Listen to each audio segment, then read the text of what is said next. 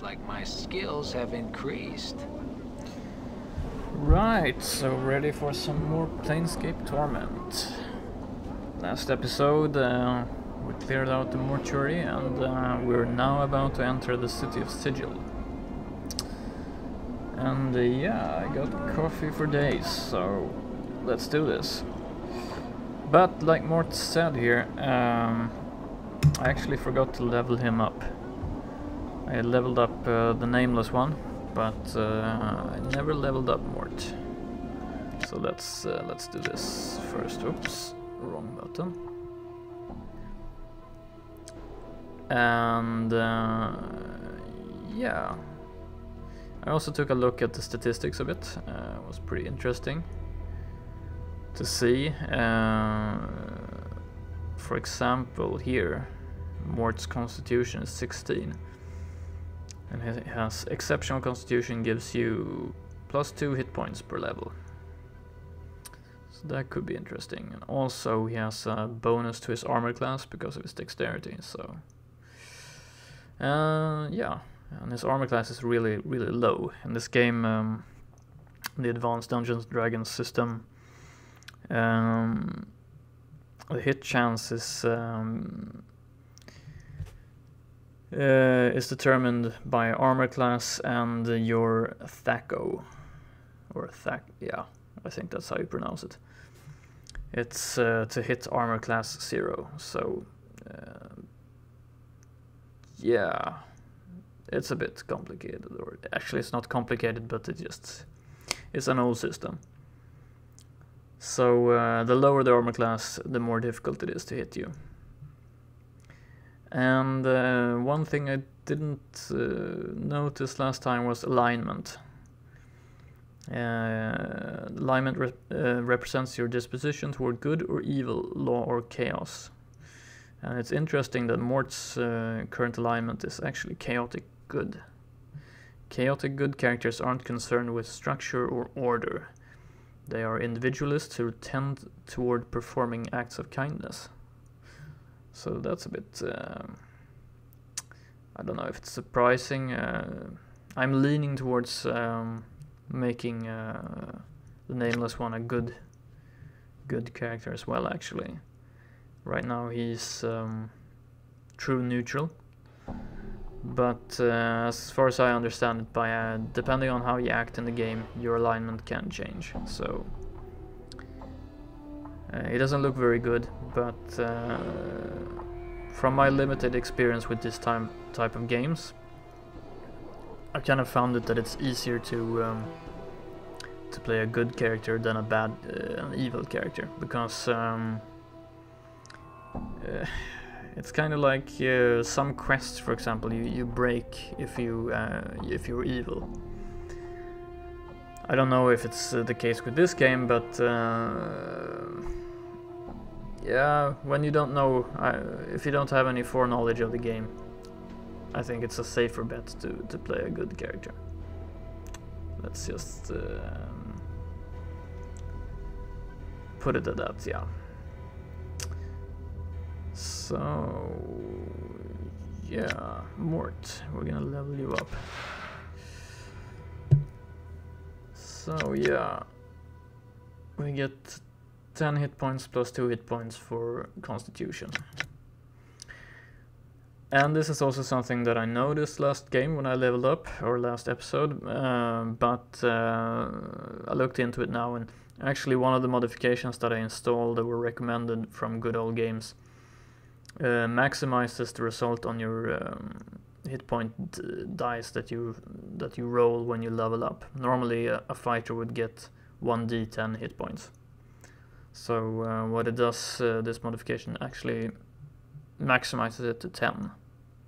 And I'm not sure I like that, but they must have recommended that for a reason.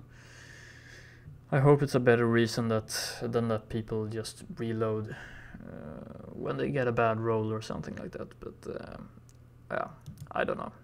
I just installed and used all the settings that was recommended on Good Old Games. So hopefully it's a good setting. I don't know.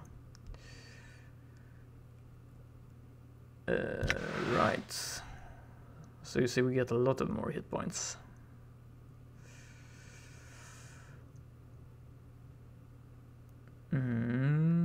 Yeah, also Mort has a lot of armor class bonuses. So he's really difficult to hit. And resistance. Wow, look at his resistance. 75% weapon damage resistance.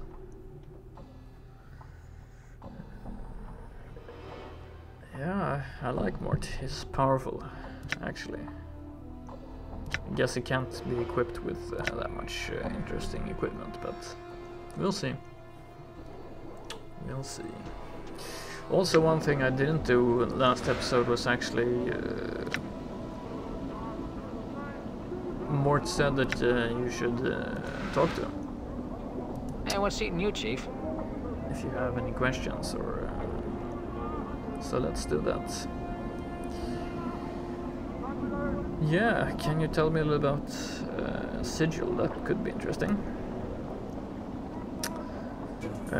Sigil's a ring-shaped city that's squatting on top of an infinitely tall spire in what some claim to be in the center of the plains. Of course, how it could be at the top of an infinitely tall spire and how the city could even be at the center of the plains raises some questions. I like this music in the background, by the way. It's some variant of Mort's theme. So every character in the game has a theme. I saw that because you get the if you buy this game from Good Old Games, you get the soundtrack in MP3 files. So it's pretty cool. Definitely recommend that. Anything else?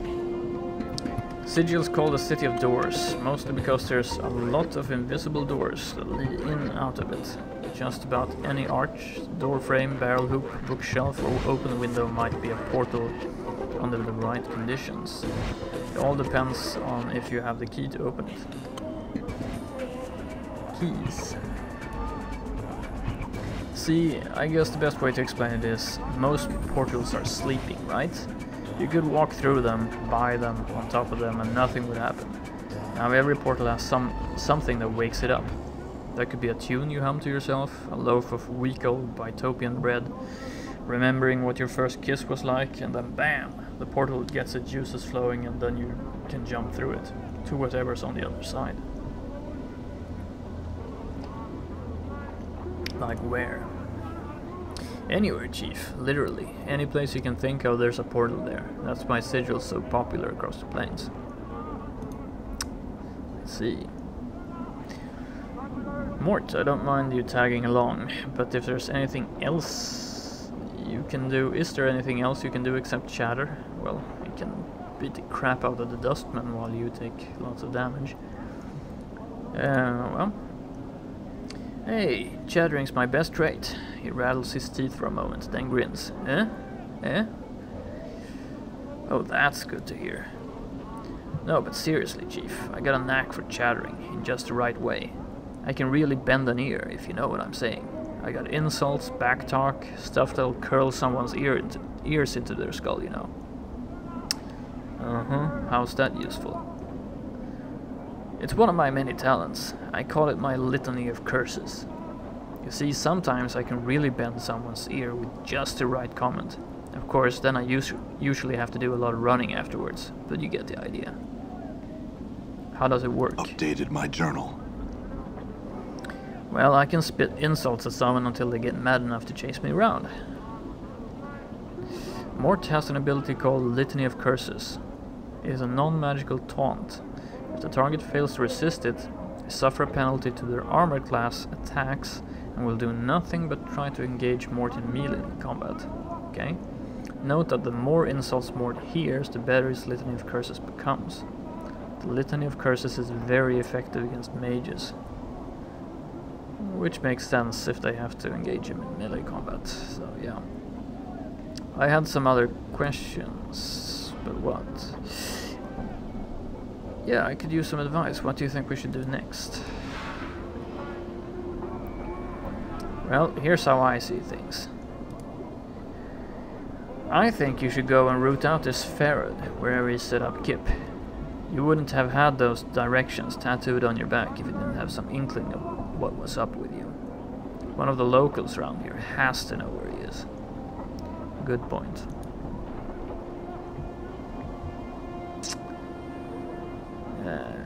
How did you die, Mort?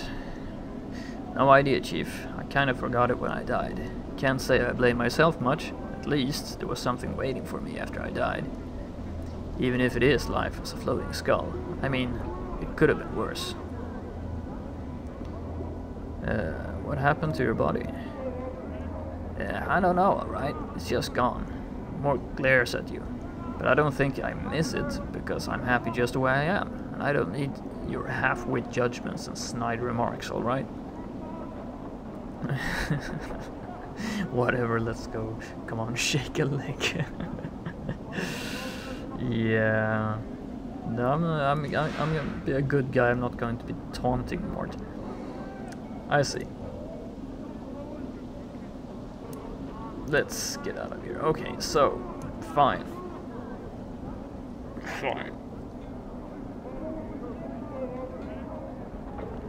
So we're gonna ask some of the good, kind and upstanding citizens of Sigil if we can't find Farad. Hive thug. Okay, nice. Maybe not the right person to ask. This thug wears a dark scowl like some grotesque mask. He narrows his eyes as you approach him. Greetings. Shut your piking hole, you ugly bastard. No one said you could talk to me, and I'll sod off before I tries your face and bleeds you. Right. Try it and you'll get a few new holes of your own. Or leave. You know, we're gonna leave. We can talk to this thug friend and see if that's any better. This seedy-looking thug reeks of trouble. Greetings. The man looks you over and spits at your feet, okay. What? Looking for a fight, are ya? Nope. I just had some questions. Too bad, sod. Because you got a fight. The man draws a long-bladed knife. Yeah, okay. Okay, I give up. Die. And here comes another guy. I'm gone. Damn. And another one, okay. We're not getting any hits in. Damn it.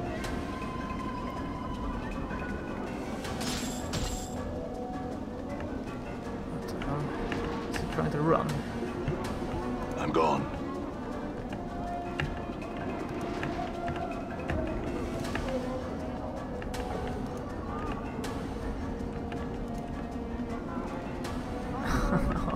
What a coward. Done. Die. Nice. Okay. So it doesn't seem like the citizens of Sigil care much for these guys. Done. So what did they drop? Rusty dagger. Done. This guy's just standing there while all this Done. bodies are Alright. knocked unconscious or dead, I guess. What's up? Oh. Okay.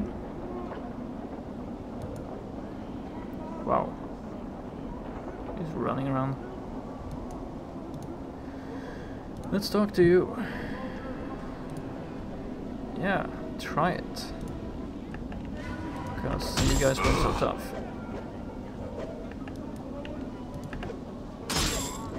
Damn it.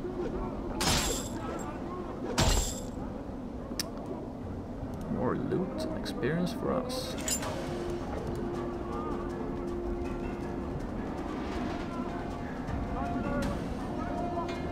There's another thug. I have no idea if there's any, like... Doesn't seem to be any downside to taking these guys out. heavy-set looking man. He has a stone-faced expression. The man looks at you for a moment, grunts, then raises his hand, revealing a wicked dagger. He smiles evilly and begins twirling it in a menacing arc. Well, okay.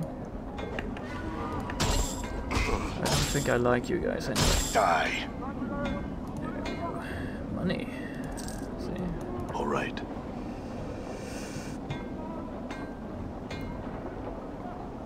Probably gonna find out that was a horrible idea. But for now. Who's this guy? Davis. You see a tall creature with a shock of white hair. Its skin has a greenish cast and a pair of goat horns protrudes from its forehead. It is dressed in long flowing robes and appears to be floating slightly above the ground. Greetings. Did he just hit me with a hammer? The creature turns to face you and a series of symbols appear around its head. The symbols have a slight glow about them and they just hover there. Morts.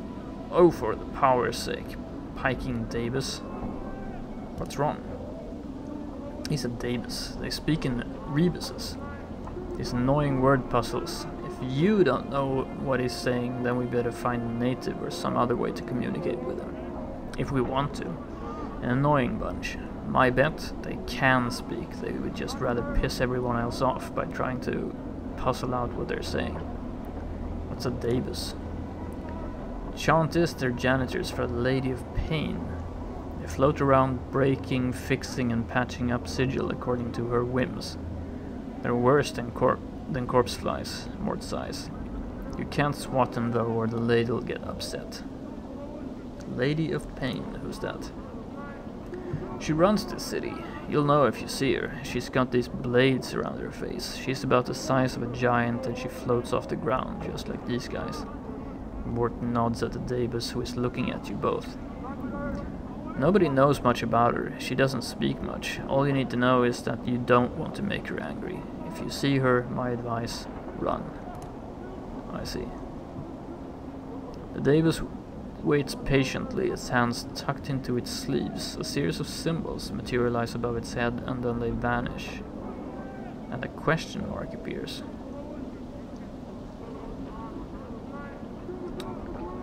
Try and strike up a conversation, see if you can translate what the Davis is saying. Ooh, yes. That high intelligence and wisdom is paying off, I think.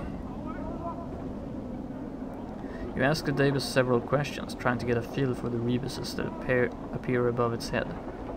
It's extremely patient throughout your discussion, giving you easy sentences to translate. After a few minutes, you start to get the hang of it. It feels like you've done this before. You probably have. Maybe you can help me. Davis waits. Who are you?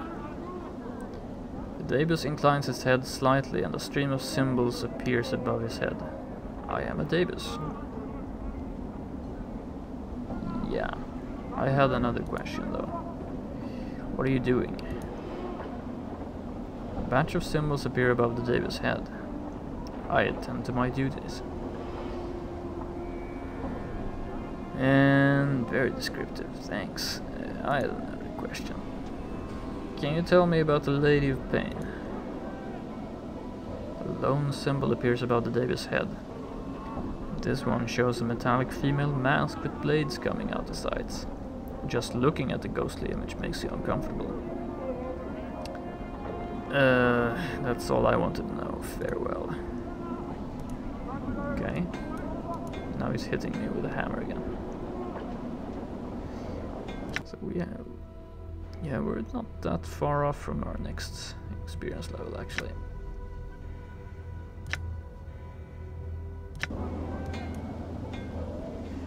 There's another one over there. I'm gone.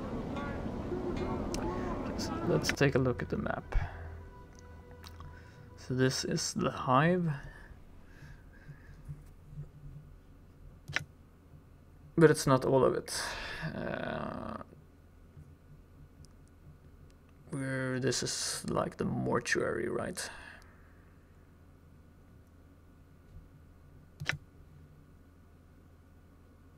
Yeah. Whatever this is.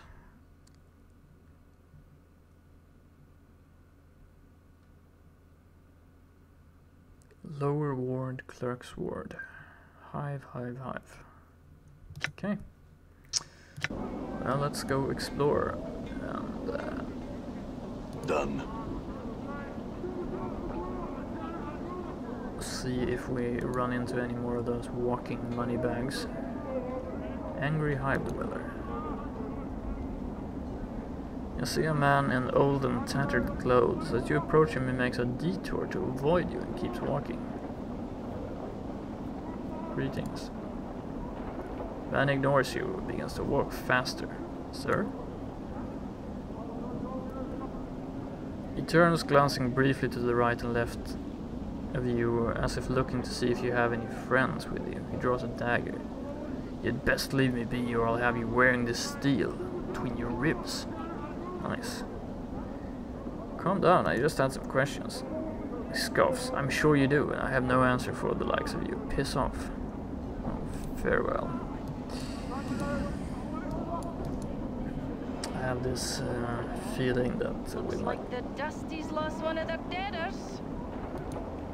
Yeah. Aye, slow Sigil day it is. Looks like the Dusty's lost one of their deaders. Okay. Hike off. Pike off. See a striking red-haired girl dressed in leather armor. Her right arm is covered with a series of interlocking plates that look as if they've been taken from the skin of some creature.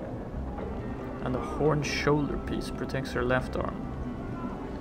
Oddly enough, she has a tail that is flickering back and forth as you watch. Pike off! Okay, greetings. The girl ignores you. Everybody ignores me.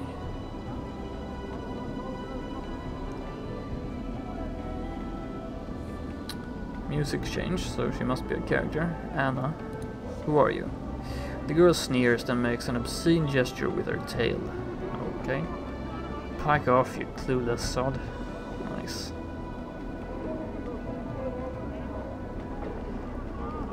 Hey, easy, I just had some questions. Hey, and what is it you want? I can't help but notice that you have a tail.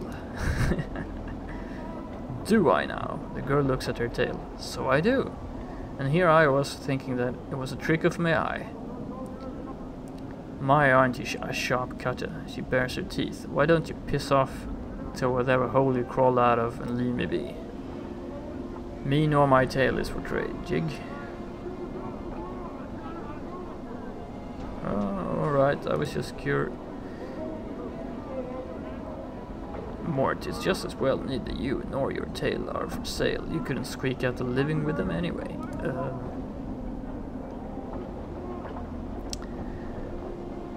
What are you about, you blighter? Say it again.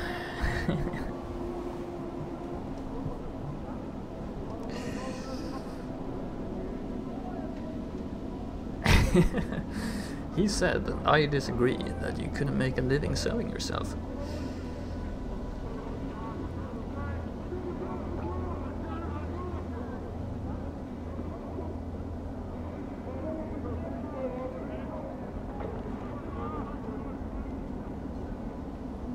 Yeah. He didn't say anything, but I'm curious. Why do you have a tail? The girl's eyes narrow to slits. Are you daft? Can it be that you dumber than stone, mayhap? Yeah, the power of ignorance. May the Dabus brick you over and make ye a street. Nice. Do you have to talk pirate lingo? Look. Mort, she's a tiefling, chief. They got some demon's blood in them, and that makes them paranoid and defensive. Nice tail though. Shame it's plastered on such an ugly body. Whoa now. You better latch your bone box, you foul-mouthed mimir, before I split it from your jaw, jig.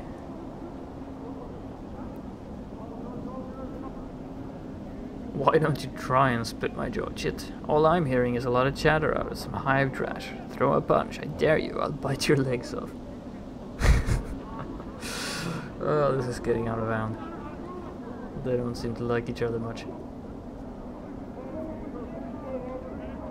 Enough.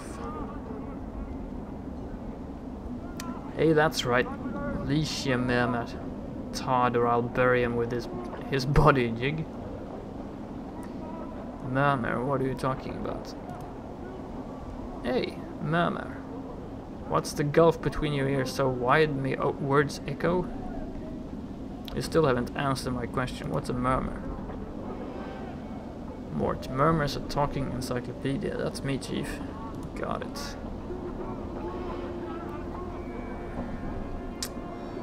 She glances at Mort, then you, then sneers. I guess I know which of you has the brains, huh? Yeah, look, I had some other questions. I'm looking for someone named Farah. Do you know where I can find him? Hey, I might say more if you sweeten the question, eh? She clicks her tongue and rubs two fingers together. Jink jink, eh? Jink jink? What? She means money. Oh, really? Look, I have 16 intelligence. I should be able to figure that one out. Hey. She glances at Mort, then shrugs. What the skull said, hard coin. Alright, how much? How much is it to you, you know? Is it to you to know, eh? Shit. Pirate lingo. She studies you, then folds her on. Come on, I haven't got all day. I haven't.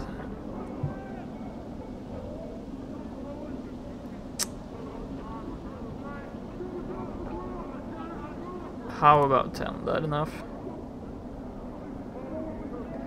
A lump of copper isn't enough to whet a fated's appetite. You'll be needing more if you want to make friends here, Tard. Well, never mind then. Farewell. Hey, pike off to wherever you came from then. Yeah, farewell to you too. Looks like the Dusty's lost one of their deaders. That a crutch will be telling his copper about now. All right. Seems really nice. Harlots. Hey, we're being watched, Chief. Just look natural. Casual. Yeah.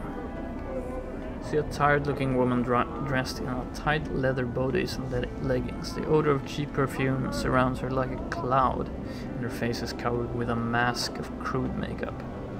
She smiles as she sees you. Why don't you stay and chat with me a bit, love? Greetings. The woman looks coyly at you. Now you look to be a bloody... What? Now you look to be a blood who's lost something. A blood. Mayhap I can help you find it, Cutter. She smiles slightly. Oh? What good fortune. We probably lost what we were looking for back at your kip, miss. Mort.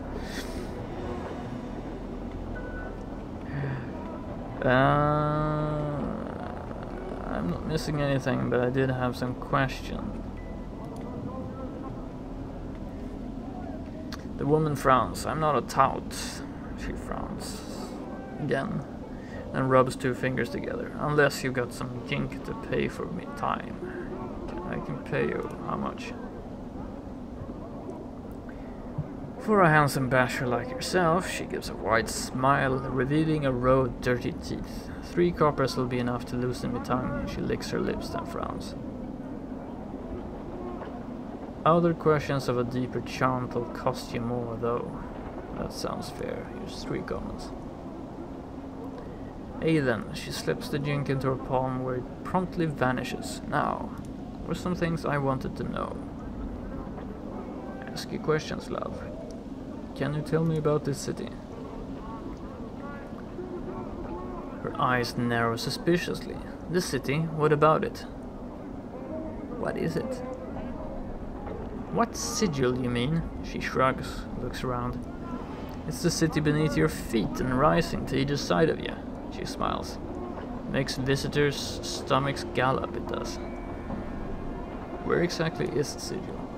Center of the plains. To hear it told, huh? She snorts. If you believe that wash. Why is it wash? She smirks. Well now, love, according to the greybeards and scholars and governors and all of the rest of them, rattling their brain boxes, they says that the plains go on forever. She taps her head. Who's to say where the center is? And some other questions. Can you tell me what's of interest around here? She puts her hands on her hips and pouts. Depends on your interest, Cutter. Looking for a good time. I already made you an offer, love, and it's not an unfair price. Don't know where else you might be enjoying the delights you'd have with me. What else is around here of interest? Looking for work. She laughs. You're asking me? What you thinking of becoming one of the sisterhood, are you? She nearly buckles over in laughter. The screeching is similar to a drunken harpy's. Eventually the gales of laughter subside and she takes a deep breath. You're a rich man, you are. Yeah, okay. It's really worth my time, this. Fine. Can you tell me about the Lady of Pain? She spits and makes a half circle around her heart. That bladed witch, all high and mighty, mistress of all the city, floating and silent. She kills anyone in her shadow. She tends the city, she hisses. Leaves the living things in it to rot. Fine. I'm looking for someone named Farad. Farad, now that's one of the greater darks, love. If you be wanting to know about that blood, that'll be thrice the coppers of a normal asking. Fair enough, here's 9 commons. She gives your coins a once-over, then shrugs and pockets them. What ye be wanted to know about old Farad? That price, anything you can tell me about him. She shrugs. Chant is he's a collector boss. Has a whole bunch of bloods in his shadow. Where can I find them? Now, no one knows for dead sure, but if I were to suggest a place, love, I'd say Ragpicker's Square. Ragpicker's Square. A big old heap of rags and trash 3 blocks due west of the Mortuary. All the collectors stake their kip there. Chances are Farad's got his kip there too. What's a collector? Yeah, you know them sots that pick up deaders for jink. A sorry lot. They gather bodies. Why? Because they don't got the looks to do what I do. I see. Nice. Looking for a journal. No idea where you find such a thing, love. Yeah, you might look elsewhere. She smiles suggestively. I know some places you might start. Never mind, farewell. Mort, Chief, can you sport me some jink? It's been a long time for... It has, okay.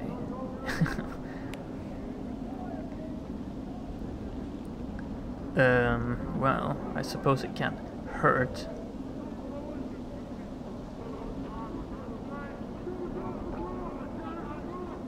Look, we really have to leave, Mort. Farewell, miss. All right. Let's check it out, what happens.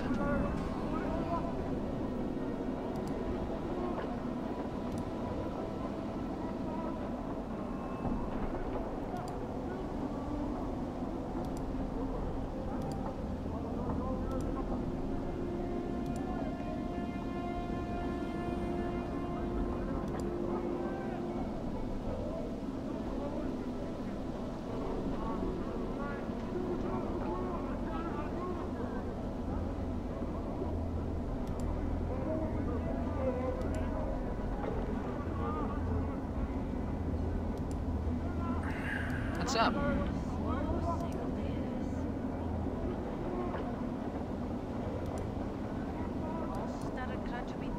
Done.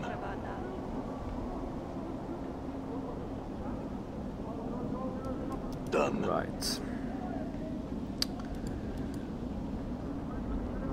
So what did she say? She said... All right.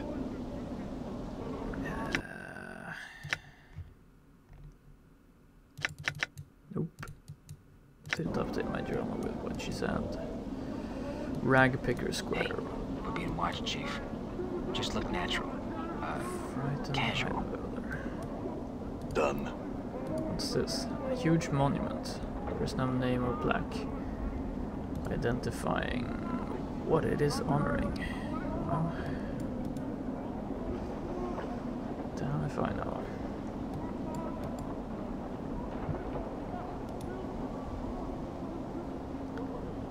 Harlot, the Post.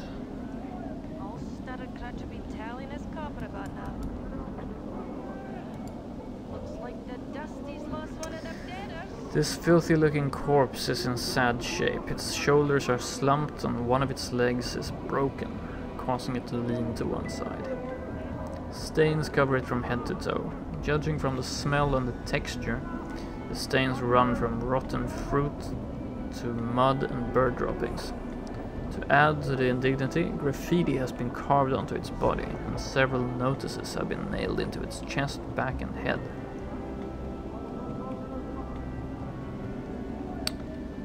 Okay, examine the graffiti, examine the corpse. Despite the many stitches, the corpse's rotting skin is peeling in several places, revealing long stretches of muscle and bone. You guess that this zombie is frequently used as target practice. The fruit and mud stains aside, some of the tears in the skin still have rocks and bits of glass lodged in them. One wicked-looking cobblestone is still embedded in the side of its head. Examine the graffiti notes to pry out the cobblestone. Cool. You grab a hold of the cobblestone and pull it out of the corpse's head. Traces of brain matter and rotting flesh slowly drip from it. Nice. It looks like whatever was in its head turned to ooze long ago. Blech. Examine the other notices. A number of the leaflets have been ruined by rain, but some of them are still legible. One tacked to his back is from something called the Office of Vermin Disease Control. The one on his forehead looks like a bill of fare for a restaurant. One on his chest looks like an official notice, and another appears to be some sort of want ad. Well, look at the post for Office of Vermin Disease Control. To those Hive citizens wishing gainful employ, with the most honorable and generous Sigil government, inquire forthwith at Office of Vermin Disease Control to help stem plague of brain rats. Bounties paid, copper given for each rat tail brought. Tails must be genuine and from rat only. No cat, dog or fiend tail accepted. Office several streets south and west of Mortuary Gate in Lower Hive. Ask for official inspector in charge, respected Phineas T. Lort.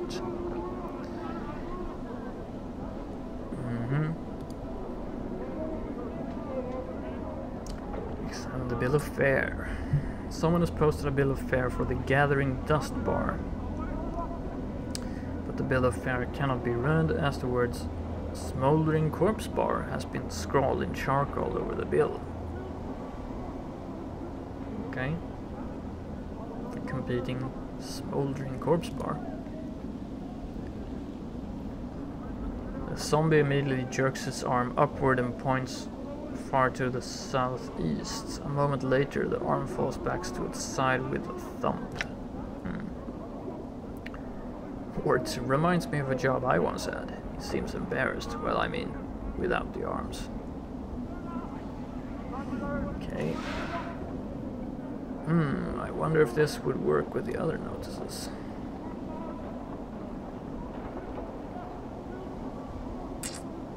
Examine the official notice.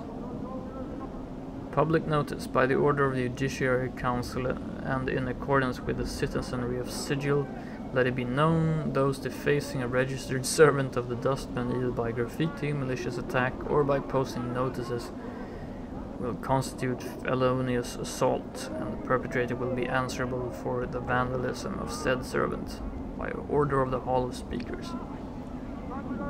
Yeah. Examine the wanted. Wanted, able-bodied person willing to investigate a matter of the utmost importance to the dustman cause. Will offer suitable compensation upon successful completion of said task. Interested party inquire with initiate Noroch Gathering dust bar. Gathering dust bar? The zombie immediately jerks his left arm upward and points west to the building before you. A moment later the arm falls back to the side with a thump. Examine the corpse. Examine the graffiti and notices. Ignore the notices. Examine the graffiti.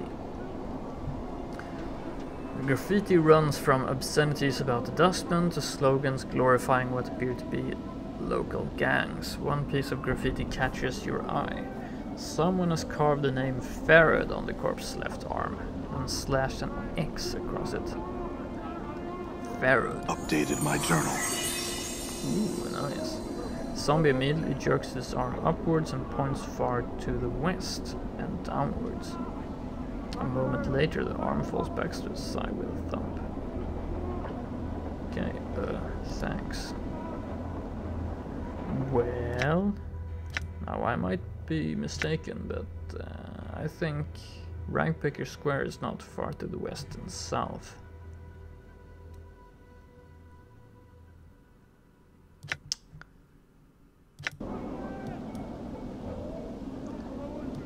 Another harlot, a dustman. So, let's see if we get the same dialogue with her.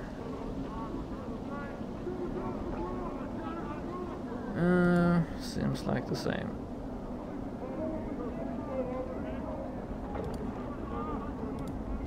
Yeah. Not particularly interesting. Gathering dust bar. Lots of these. Harlots everywhere. Chief, what are we doing in here? Let's say we just give this place the laugh, alright? Stranger, speak with me for a moment. Zombie worker, dustman. That's the guy Aaron said we should talk to. You see a spindle-thin dustman in dirty black robes. His stiff black hair springs forth from his skull like a crown of spikes, and his leopard-white skin is drawn sharply across his skull. He is frowning into his drink and mumbling to himself. Greetings. The dustman looks up, blinks once, then looks you up and down, studying you. As he studies you, he takes one of his spiked locks and points at himself with it. What? Noroch. Initiate dustman. Guard. I'm here about the posting outside. Dustman looks you up and down. Many troubles have I. Help can you? What are you, Joda? Okay. A mausoleum awakes, the dead walk, the dead disturbed, the dustman disturbed. Find out what disturbs the undead, and copper coins will I pay. Afraid you will be. Very well. Where is this mausoleum? Updated my journal. Noroch nods. Mausoleum by Dustman Memorial. Go north and west from Black Monument. Go to arch and semicircle over your heart with this finger make. He wiggles the index finger on his right hand. To the mausoleum go you will. Okay. I'll look into it then. I guess that was a quest.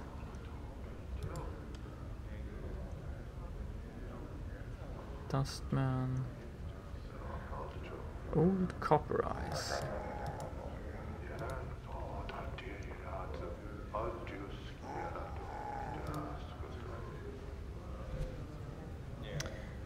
Before you is a tall, silent figure. He could easily pass for a statue, although the deep furrows in his face and brow make you wonder if the sculptor was a little too eager in defining the face with the chisel. He looks well over 50 years old, but exactly how much over 50 it's hard to tell. As he slowly turns to look at you, you catch the dull sheen of copper in his eyes. Greetings.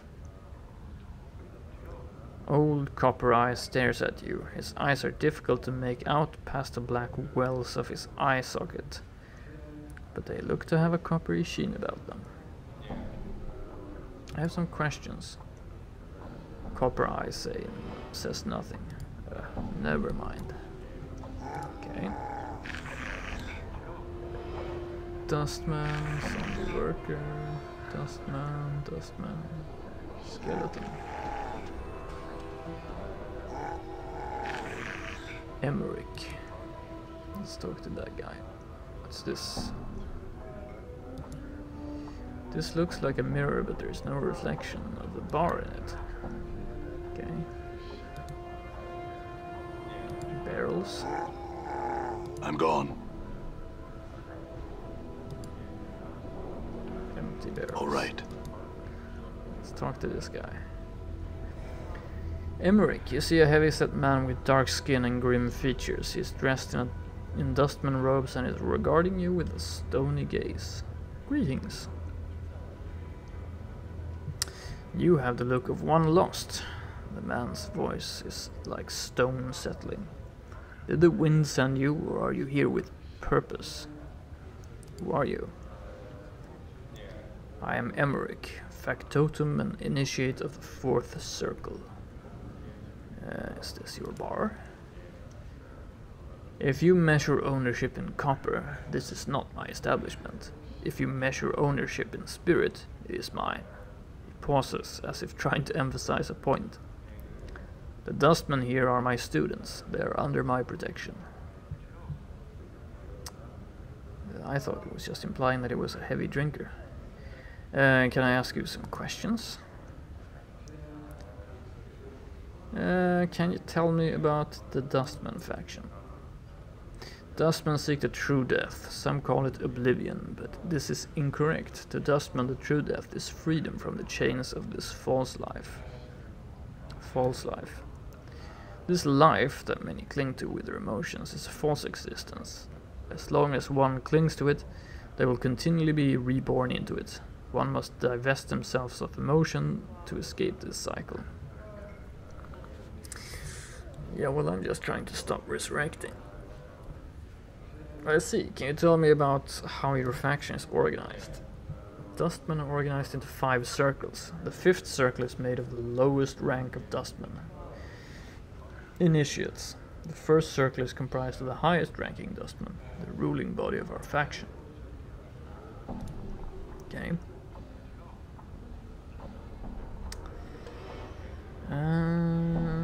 I would like to join the Dustman faction. Well, I come here in search of a journal. These eyes have seen no journal. Perhaps your search will take you elsewhere. Yeah. I'm here. I'm searching for a man named Farad. Have you seen him? I would know why you seek the collector Farad.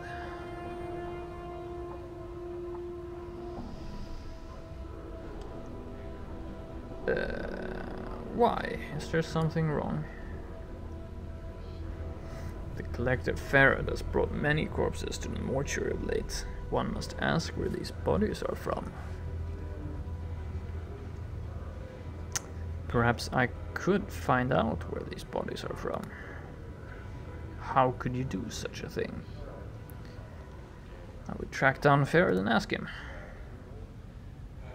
If you spoke with the collector Farad and returned with his answer, you will have done a great service for the dustmen. Find where the dead he brings to us are from, and you will be rewarded. Very well, I will find Farad, speak to him, and find out where these dead bodies he brings you are from. Emmerich nods. Your path is our path. Return here when you have the collector Farad's answers. Can you tell me where he is? It is not known to me where the collector ferret is. He hides from the eyes of the dustmen. I would seek other collectors and ask them your question.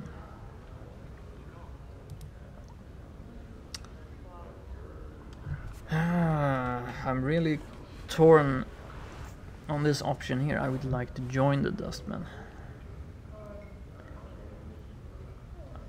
As far as I remember, I was killing dustmen just last episode. But on the other hand, some of these games allow you to join a lot of factions. So let's see. If you desire to join the Dustman faction, I will hear your request. Yes, I desire to join the Dustman faction. 2. You have misjudged me. I have no desire to join the Dustman faction. I merely believe what the Dustmen believe.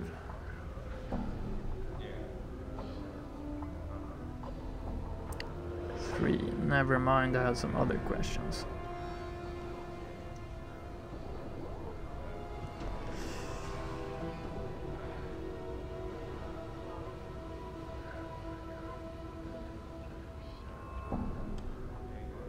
Yeah, well, I don't know. I'm always drawn to long answers because it feels like they are options that you get when you have, for example, high intelligence, and so they're more beneficial. But also, it's a bit true. Doesn't really want to join the faction. Let's take that one. Very well. Do you know our philosophy? Yes. Recite it. 1. The goal of all dustmen is to reach the true death, oblivion. This life that many cling to with their emotions and passions is a false one. As long as one clings to it, one will continually be reborn into it. One must divest themselves of emotion to escape this cycle. It can't hurt. We can always kill the dustman later. Do you believe it? Truth, yes. Lie, yes. Truth, not entirely.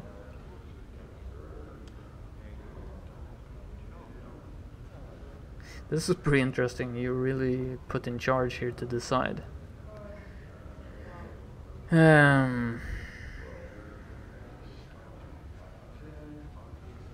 entirely. Belief may come with time's passing. Is your conviction so strong that our philosophy shall never have a home in your mind?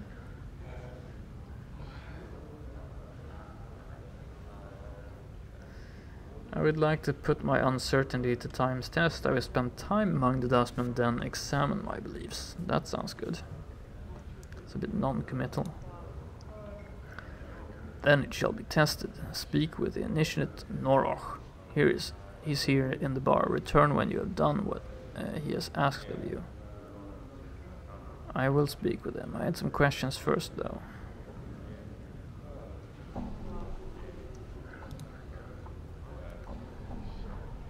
Actually, that's it.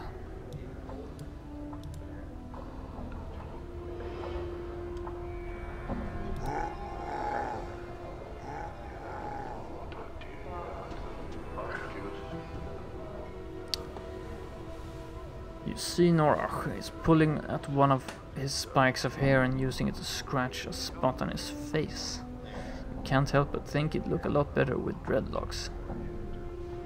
That's the first time I ever heard that sentence in my mind. Emmerich told me to speak to you, Noroch. Emmerich sent you to me. He studies you for a moment, then sighs and points at himself. Noroch is Dustman, guard, serve, Dustman interest, protect Dustman interest, protect Dustman reputation. Caveman, Yoda. The man sighs again. In the Hive many thieves. One thief wears robes of Dustman, but the Dustman not. There's a thief disguised as a Dustman. Updated my journal. Noroch nods. Find him I cannot. Important to the Dustman he is. I could track him down for you.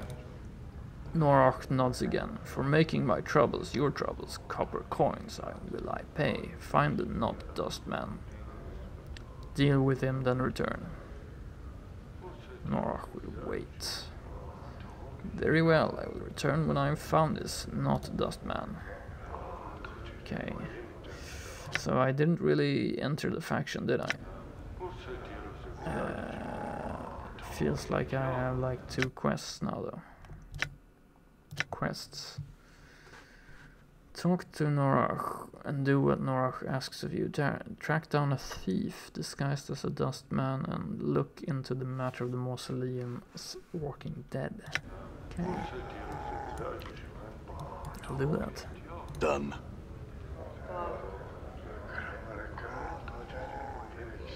Sir the Skeptic. Mortuary Gravesend. This tiny wizened man is dwarfed by his huge dustman robes. They look like they were chosen to cloak his small stature. Although he looks to be in his late 90s, this man is extremely energetic. He fidgets continuously and his eyes dart around the bar like a bird's. Greetings. The man's eyes gleam as he takes your measure, and he gives a slight nod in greeting. Hail and well met, traveler. You look like one who is just getting their sigil legs about them. He trails off. Pardon me, have we met before? Your face seems familiar somehow.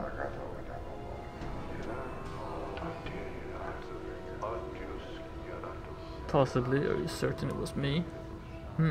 Maybe I was mistaken. Mortuary shakes his head. Well, no matter, no matter.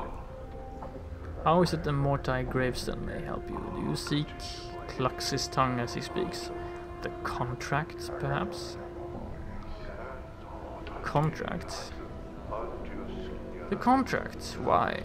It is but a simple transaction. From the depths of his huge robe, Mortuary pulls forth a dusty parchment and a quill pen. I give you 50 commons in return after death. The Dustman faction may claim your remains. He smiles, then clucks his tongue. What use will you have for them at that point anyway?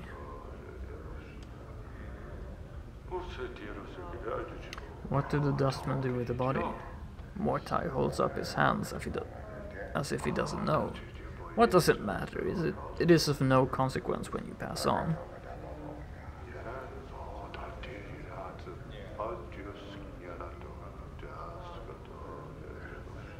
Well, I don't know. It doesn't matter to me, since my corpse will resurrect. Interesting. Well, but I can help you, I can. Mortuary calls out as you leave. His voice pleading, return should you be in need of funds, and Mortuary can help. All in exchange for your signature. All right. Yeah, maybe. Sir the Skeptic. As you approach, the elderly woman turns and stares at you. Look who's coming a-calling on Sir today, this dear son. She looks you up and down, then shakes her head in disbelief. By every power in his mother, boy, what crypt did you crawl out of? 1, I didn't crawl out of any crypt. 2, I'm fresh from the mortuary, actually. Joke? Well, the crypt was losing its charm, so now I'm looking around for the right place to die. Know of anywhere? Joke.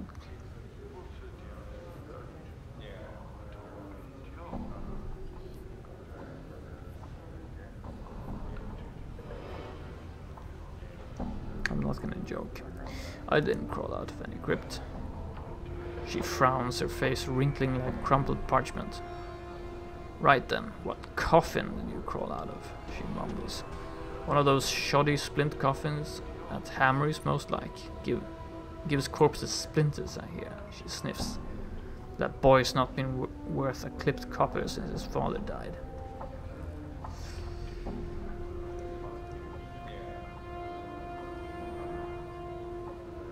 Who is Hammerys? Hammerys is a coffin breaker, pardon, coffin maker in the lower ward. Inherited the shop when his father died. much to the shame of every corpse needing a coffin, crypt or tombstone in Sigil. What happened to his father? Those ears just for show, boy. He died, she mumbles. His son talked him to death, most likely. That boy's tongue doesn't stop rattling. I'm surprised he doesn't shake his head loose from his shoulders.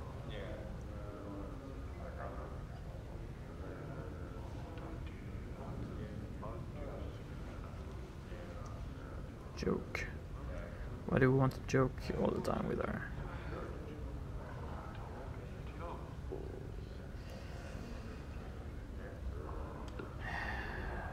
Well, it doesn't sound like I'd like to be buried in one of his coffins then.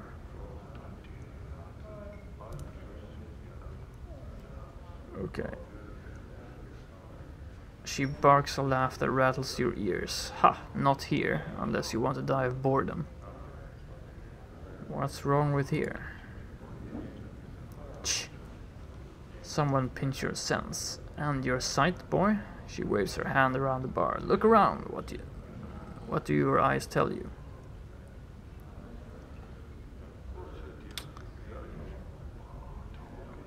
A bunch of fun-loving dustmen drinking happily and conversing merrily, celebrating life to its fullest.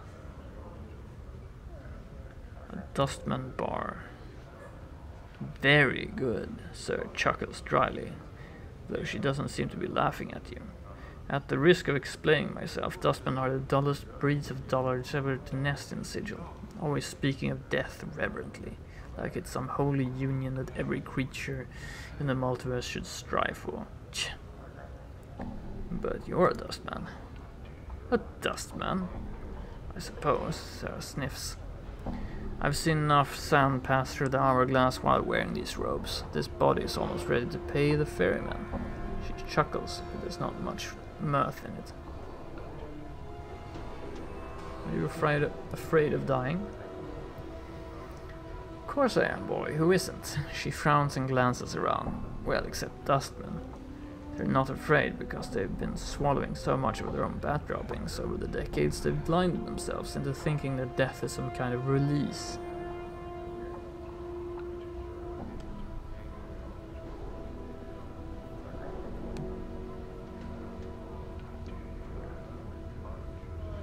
So what sparked this crisis of faith? She shrugs. Life, I suppose. Ha! Never you mind. I won't bore you with the niggling details. I'd like to know, actually. Oh, would you? She looks at you skeptically. How old do you take me for, boy? Truth, old. Let her down gently. Not too old. Lie out of kindness.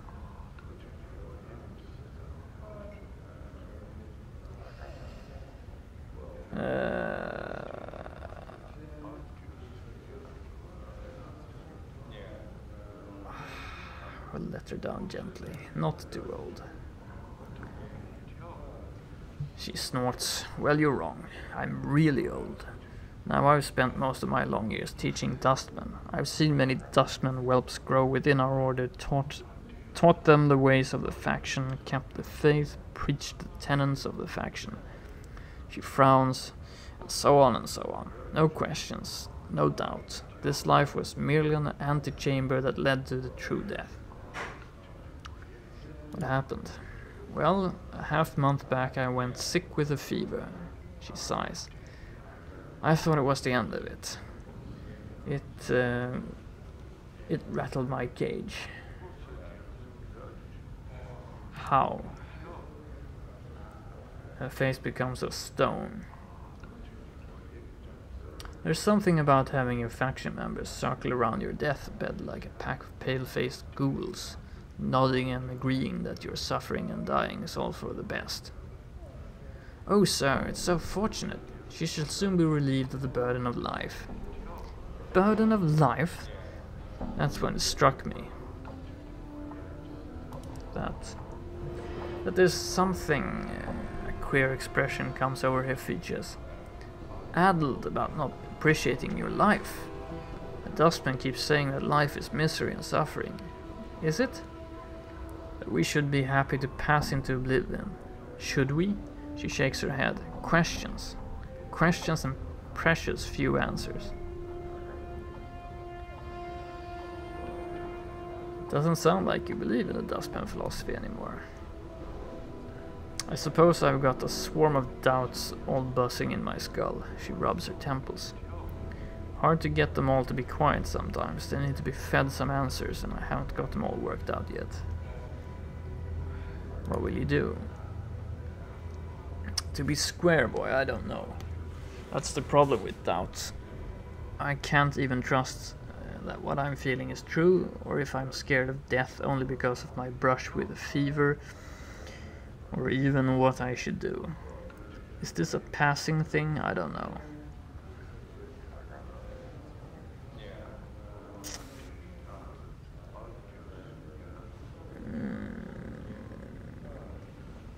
Interesting.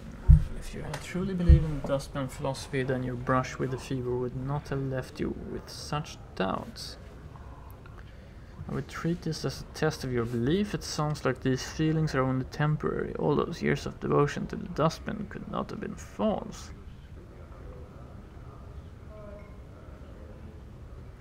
At the core of the dustman philosophy is that this life is one of pain. It is a weapon that life uses against the soul to keep it anchored to this existence. Do not let this brush with a fever break your dustman beliefs, so time will heal these doubts. It is a difficult thing to answer.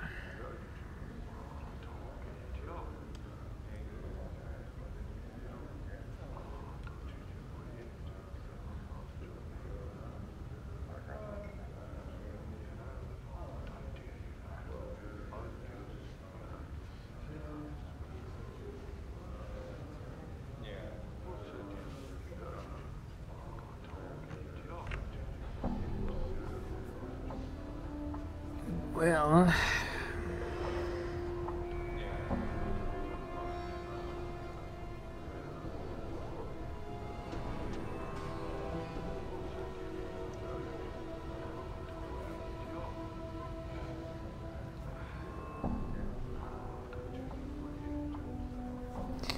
if you truly believed in the dustman philosophy, then your brush with the fever would not have left you with such doubts. Might not be for you. That's my answer.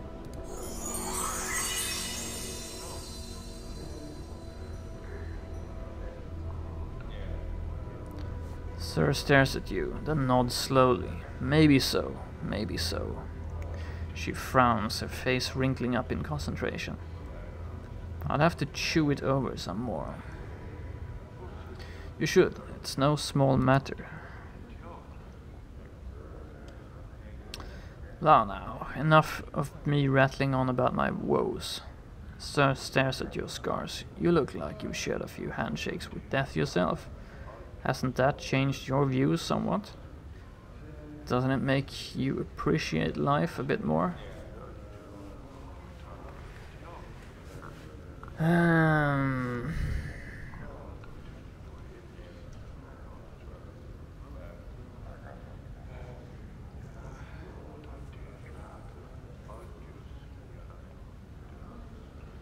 Well,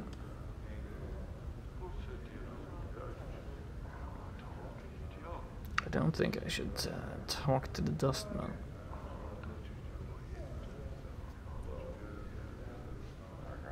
About being immortal.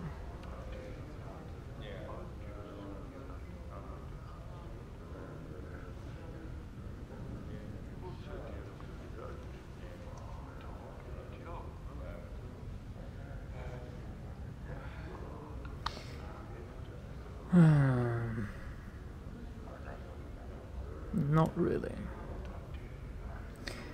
Well, that's a shame, boy. Sir harumphs. If a death's head grin isn't enough to make you want to hold on to life, there's probably not a force on the planes that can make you see sense.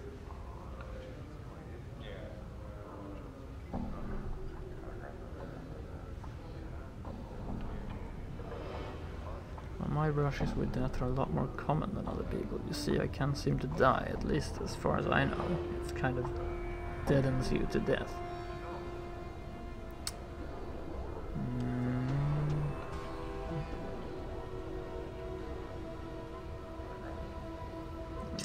That's your opinion. I had some other questions.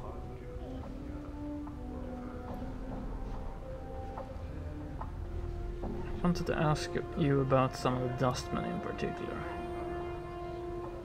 No harm in it. Who's on your mind, game? What can you tell me? Can you tell me about Mortuary? Mortuary? Ha! I thought you were going to ask about the dustman. She spits. There's no dustman who's less a dustman. That jinx smacking bone box rattling jackwit. Right, what do you mean? Mortai is so anxious to impress his betters by getting the most dead contracts signed that I wonder if he'll ever be a dustman. I don't understand. He's eager to get the contract signed, boy. He's concerned about his reputation. He's thinking about his career in the dustman. That alone says it all. Still don't understand because I'm stupid. It's said that passions kill, Sir Snort. For the dustman it's the opposite. Passions keep you alive, and if you can't strip yourself of passions, whether eagerness, greed or ambition, then you're doomed to never truly die, because life will always hold a piece of you. Yeah. Can I ask you about some other dustman? Emmerich. That stone-faced old fool, I taught him, you know, and I used to hold the man in high regard. Then I woke up. He's a crusty old ghoul that sits there in his off hours to make sure the younger dustmen have a symbol of authority here in his bar. She mumbles, old vulture. Oh, what can you tell me about old Copper Eyes? Don't know much about that one. He's a strange blood. He never moves from that spot. Never eats, never drinks, he just waits. She shivers slightly. Makes me uneasy.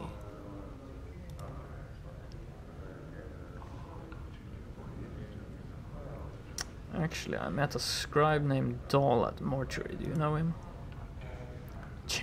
Dahl? He was my instructor in the philosophical arts during my early training at the Mortuary, and a crusty fool to boot. He's ill, so my ears tell me. I bet he'll even bore death with his presence. Is he dying? Sicker than a spotted dog he is. Not much sand left in the hourglass for him. Right. I met a guide at the Mortuary, Suego, do you know him? That boy used to be a regular around here. Don't know what's happened to him. Could be he was shaken up after his friend died. Explain? One of his friends was killed in the Hive a few weeks ago, torn apart by rats. She shakes her head. Messy business. Has Suego always been a guide at the Mortuary? No, only for the past few months, and last I heard he was just sent off for some missionary duty, but I don't know where. Okay. One of the embalmers in the Mortuary, Iveen, do you know her? Who? A strange young woman, poor eyesight, near deaf, talons for hands. Sarah shakes her head. Maybe she's a new initiate. I never heard of her. Right.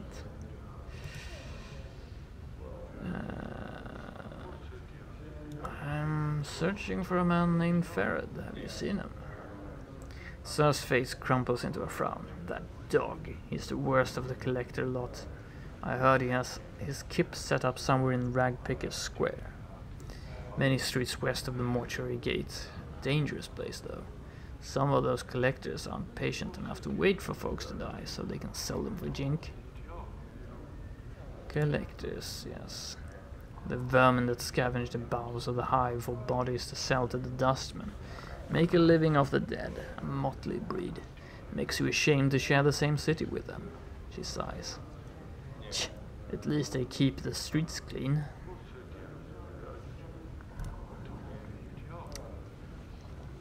Yeah, I'll take my leave.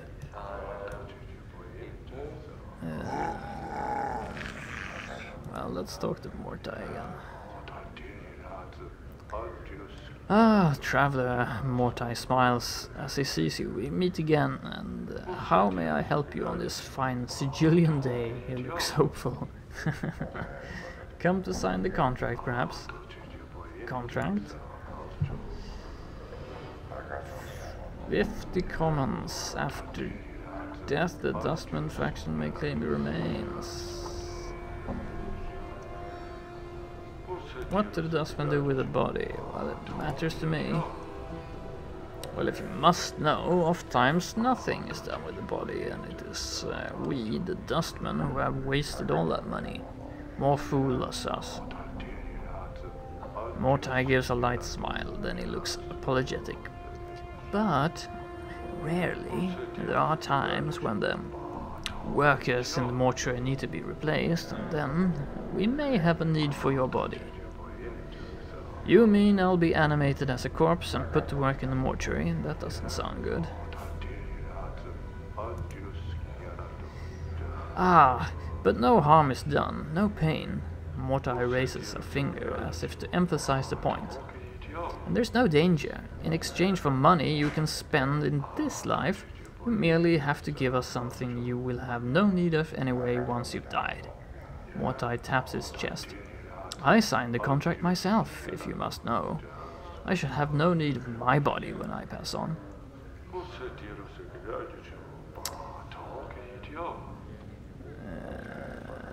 I'll consider it. For now I'll have some other questions.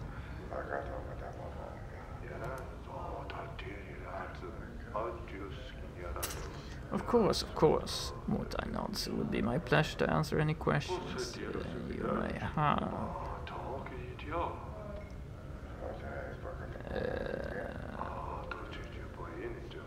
Searching for a man named Farrell, have you seen him? Mortai frowns. He's one of those collectors, isn't he? I know little of him. I think Initiate Emmerich mentioned him in passing. Mortai glances around. Emmerich should be around here in the bar somewhere. He can usually be found in the far corner at the head of the table. At the head table, I believe. Initiate Emmerich. A respected initiate of the Fourth Circle, a very wise man. Mortai studies you, slightly worried. What is your business with him, I ask? Perhaps I can help you instead. Okay, I see. Well, I was thinking about signing a contract with Emmerich. Mortai looks visibly distressed. No good, sir. You will not offer half the price I will for such a contract. It would be a mere pittance compared to what I could give you. Consider this before you make a hasty decisions. How much more will you offer? Mortai clucks his tongue. I will offer 75, 100 coppers, sir. Much more than any other dustman will offer. I think we just draw up the price of it. Very well, I will sign with you. Excellent. Mortai looks overjoyed. With a thin smile, he places a dusty sheet of parchment and a quill pen in front of you. You shall not regret it. He jabs his fingers at 3 points on the page. Sign here, here and here, and our transaction is concluded. Sign there and there and there. Yes, why not?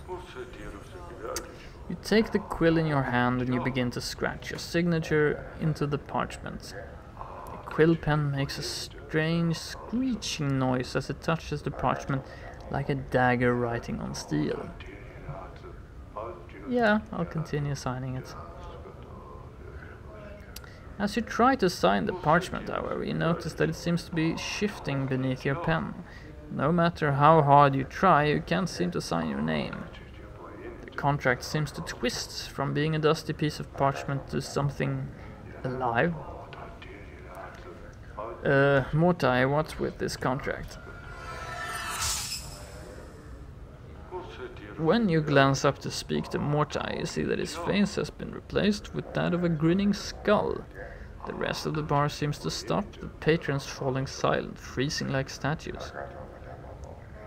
Mortai opens his mouth and a wisp of dust trails from inside the skull. Okay. Mortai?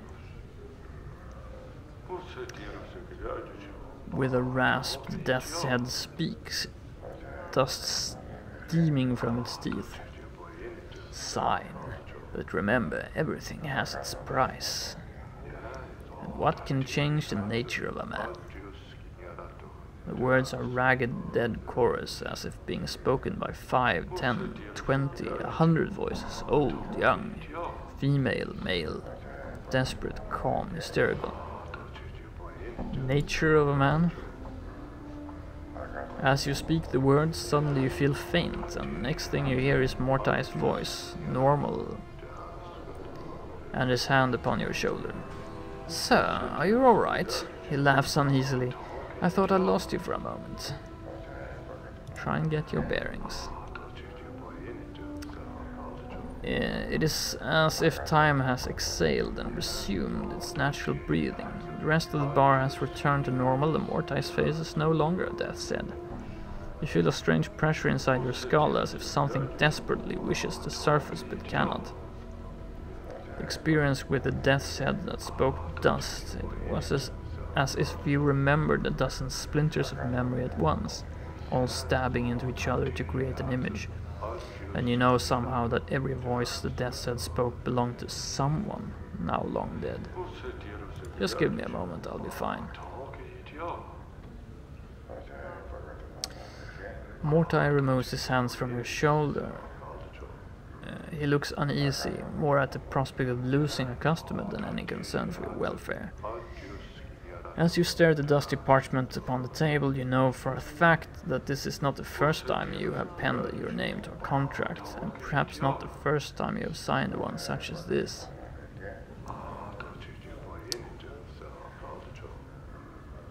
Well, then it can't hurt to sign it again. You scratch an X across the contract in the 3 places Mortai indicated. As you finish making the last mark, Mortai's hands lash out like 2 whips. The left hand sprinkles dust across the parchment to help the ink dry, and his right hand flicks a stream of coppers into your hands. 100 in all. Now that that is out of the way, I had some other questions for you. Of course, Mortai nods. It will be my pleasure to answer any questions you may have. Can you tell me about some of the patrons here?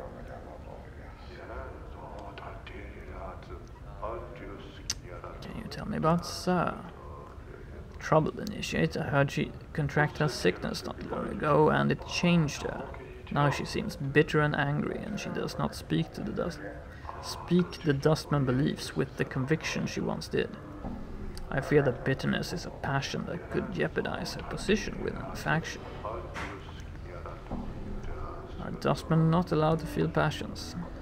Oh my, yes, Mortai frowns. Too much passion, too much emotion prevents one from reaching the true depth. To be passionate runs contrary to the philosophy of our faction. Yeah, and some other questions.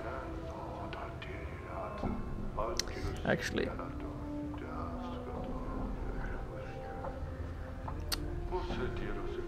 Mortai nods as you turn to leave. He has a strange expression on his face. Is there something wrong? Mortai frowns. Forgive me, I must ask again. Are you sure we haven't met before? Possibly, I do not recall you.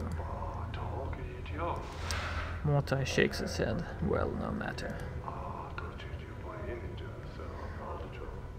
Farewell, Mortai. Yes, farewell. Mortai studies you as you leave, and you hear him mutter under his breath. Something about that one. All right. Very true. Bar is made from a green stone that seems to evaporate any liquid that touches it. That's smart.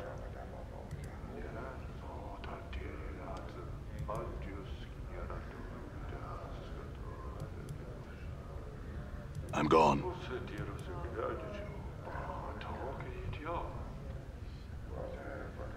Awaiting death. No, All right. I don't recognize. It's getting late too.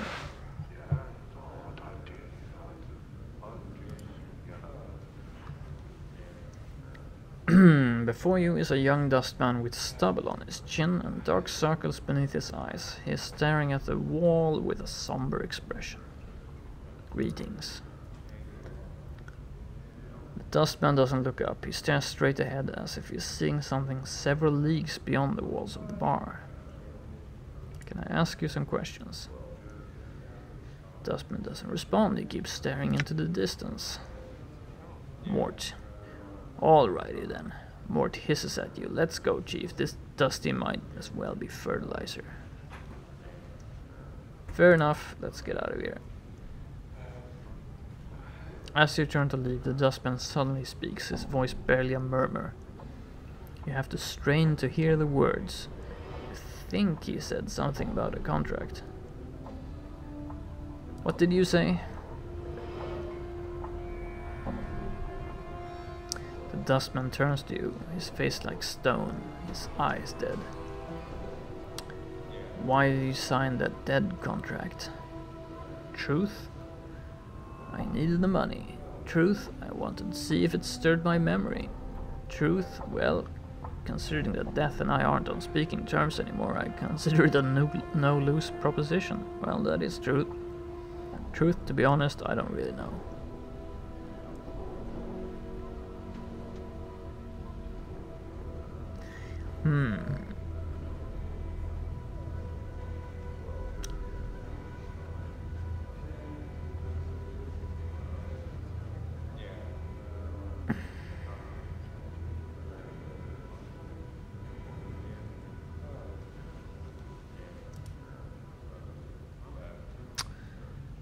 And you sold your body without a thought, without consideration, and that's all. You were looking for nothing else, such as a release from this existence. Look, surely you have seen the corpses that walk the streets of Sigil. He sighs, mindless, incapable of feeling pain or anger or the weight of years. That is the true death that walks there. That is perfection. Why would anyone want such a thing? Perfection, bar that, that's nothing but rotting meat.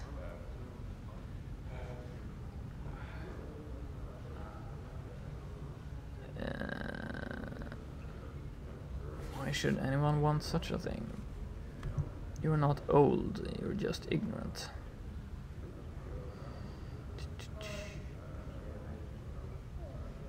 You got your whole life ahead of you without looking for death. Death will come looking for you soon enough.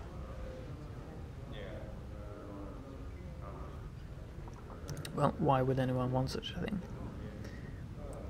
I would. The release is what I crave, the emptiness, no more pain and suffering. You wish to die? Yes. Why do you want to die? This existence is a mockery of life. I do not wish to continue the charade any longer. His face wrinkles in disgust.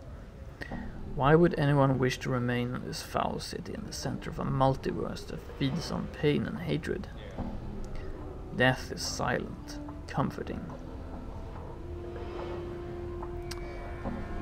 Surely living cannot be as bad as you make it out to be. That's a bleak outlook. There's a lot more to life than pain and hatred. This is living. He bares his teeth and his hands clench. This existence is a mockery of life. I do not wish to continue the charade any longer. Death is silent, comforting.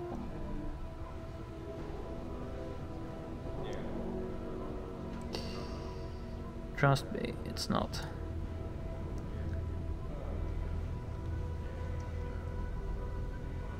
The boy seems irritated by the comment. How do you know?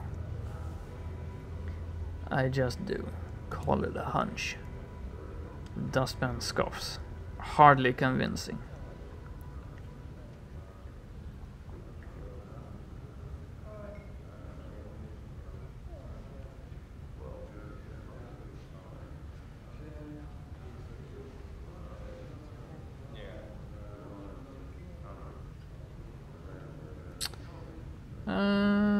seen what lies beyond death. I think the only one lying is you, and only to yourself. Well, I'm not gonna...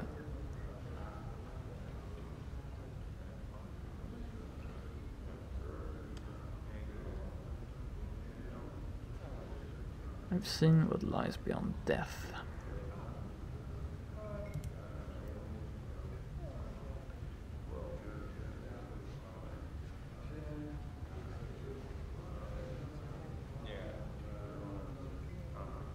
The boy stares at you. You're speaking truthfully.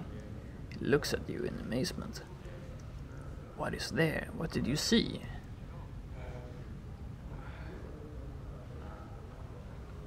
Truth. I lay on an island adrift upon an ocean of great darkness. The island was formed of shadowed stones, but the stones were not stones, for they murmured and whispered to me in a speech I could not understand. There is no silence there, no comfort, and the chill burrows beneath the flesh and sinks into the bone. Well, it's truth. There is no difference. He looks down at the floor and chews his lips with a strange expression. Beyond the shadow of this existence, more misery waits. There is no oblivion, no cleansing, nothing changes. The planes rotate and nothing ever changes.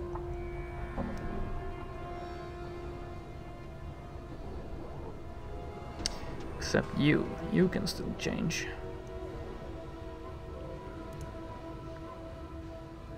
He scoffs. Nay, I've tried repeatedly. If you believe that, then it will be true. It is more than belief, it is reality. His gaze turns dark. Have you seen the city? It rots and everything within it rots with it. There is no hope, nothing to strive for. Everything is stained with darkness and shadows. What about your beliefs as a dustman? Isn't that a worthy enough goal? He nods. The dustman philosophy is a worthy goal, else I would not have become a dustman. Then heed this, you are too eager to reach oblivion. According to the tenets of the dustman, that very eagerness to reach the true death will keep you forever from it. 2. Then why not make the beliefs of the dustman your focus? Perhaps this is a life of pain and misery, but if you focus on your belief and that which is of value to you, they shall help you work past it. You are too eager to reach oblivion. He snarls. You sound like one of the factors. They never cease lecturing me. They're correct to do so. They have only your wish to die at heart. If you wish to reach the true death, you must come to terms with this life first, no matter how painful it seems to you. It is an opportunity and you are still young. Perhaps seeing more of this life will calm your eagerness for death. But how? He seems puzzled. How should I deal with it? Simply try to live as best you can. Use this life, no matter how painful, as an opportunity. You are young. Perhaps seeing more of this life will kill your eagerness for death. You must endure this life. In enduring, you will learn to let the pain and misery wash over you. Soon they will not affect you at all.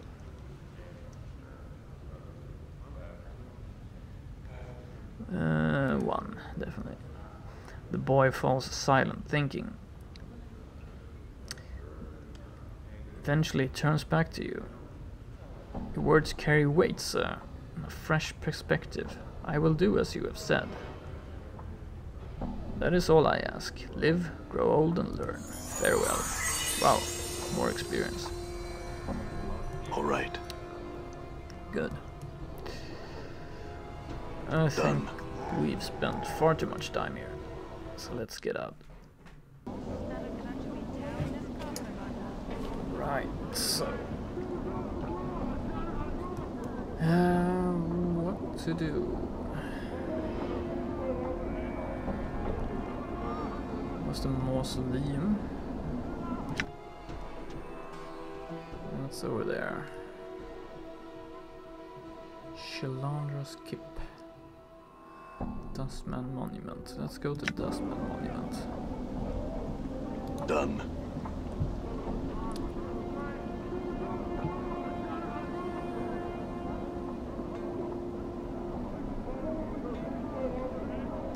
right. All right.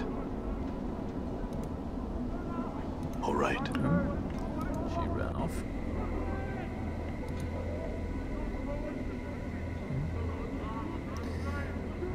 Sounds a bit like I'm gone. crickets or some nighttime sounds. This obsidian monument has names chiseled on it. Quentin.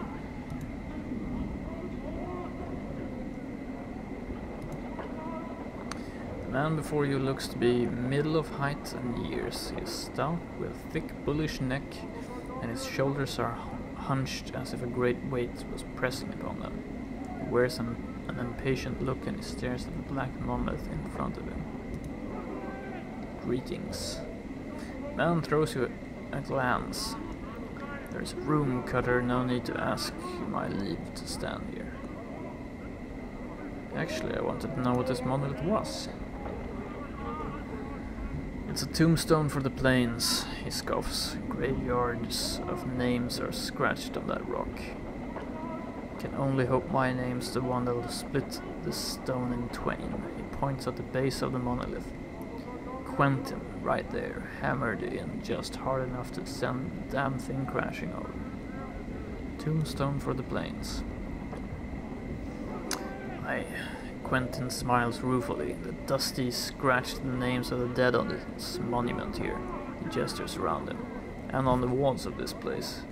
Not enough space by my reckoning, but no matter, they do their best. Can barely read half the names. What are you doing here? Reading the new arrivals, try and find a new one every day, try and remember if I knew him, nothing more. The dustmen record the names of all that have died on this monument.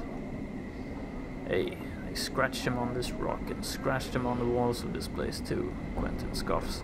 I don't know why they take the trouble to take accounting the dead. The Dusties have more care for the living. The living.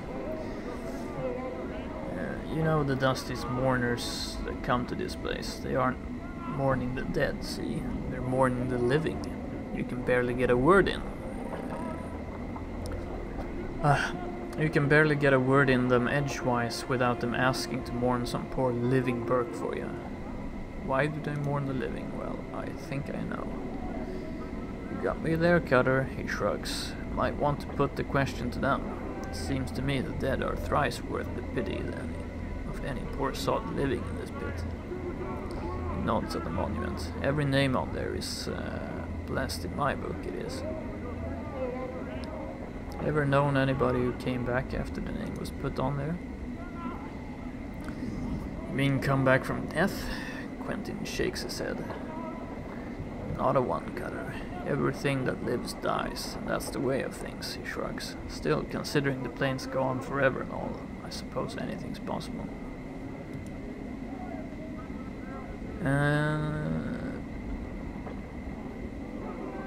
I see, thanks.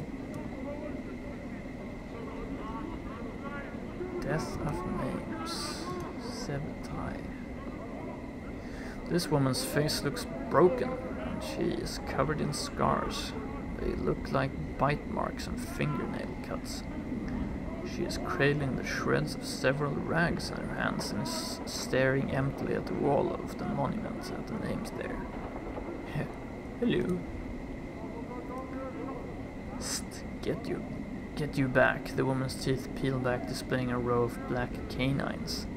What you want of Seventai? What's the matter? What's wrong?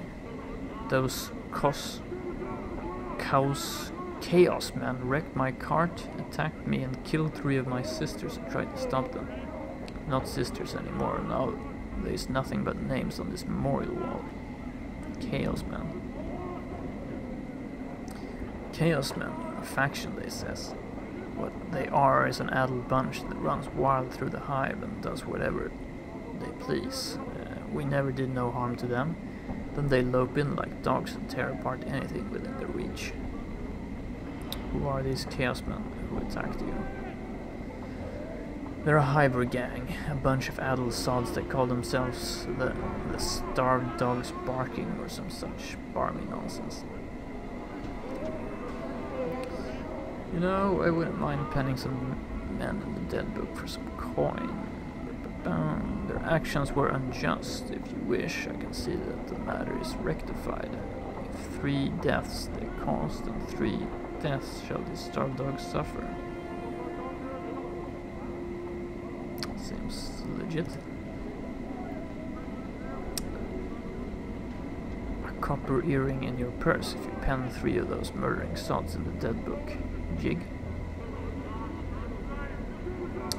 I'll see to it that they're put in the dead book. Can you tell me where they might be found? Go out the south gate, spyward from here, then walk around the block until you come to a place where men run in circles, howling at the sig sky. There's the starved dogs they are. Updated my journal. Death of names. See a dustman with a crooked smile frozen on his face. Despite the smile, his eyes are as dull as stones. His right arm is shorter than the left, and he keeps it tucked to his side, as if cradling a small child. Dustman's eyes slide over you. Name. The way he speaks the word, it sounds like the tolling of a bell. I don't know. No name, can't help you. The dustman speaks in a curious sing-song voice. Need to give a name if you want to see where it's died. Updated my journal. Given a name when you're born, give it back when you need it no more. Death of names, death of names. His eyes swim across the monolith, then the walls of the area. Buried many names here, death of name has. Tell me a name, I'll show its grave.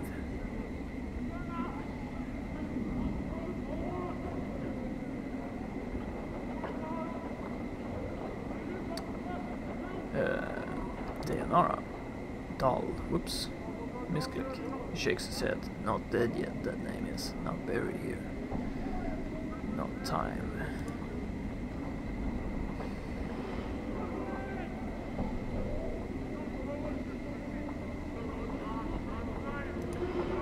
Dayanara. His eyes roll to the back of his head and pop back with a wild gleam.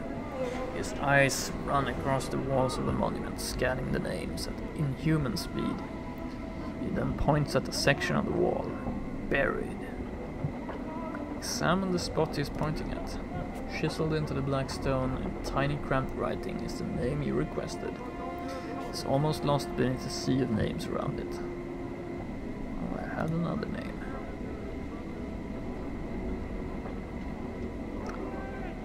Aiden? No.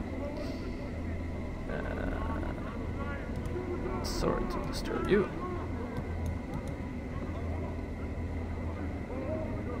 Thugs like thugs.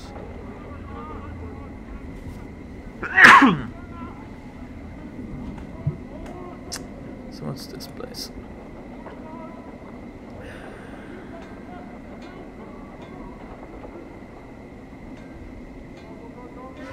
Whoop. Here we go.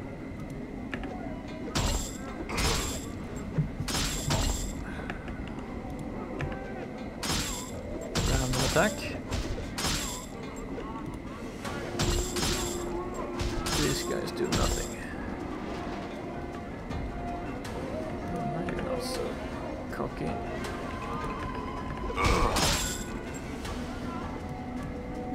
Done. Might as well finish these guys off as well. Not.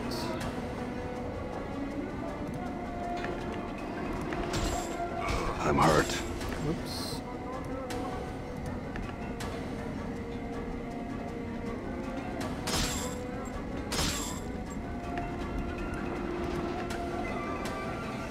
Well, it's getting dark, I noticed. So I might find a place to rest.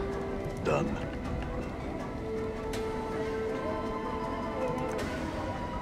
All right.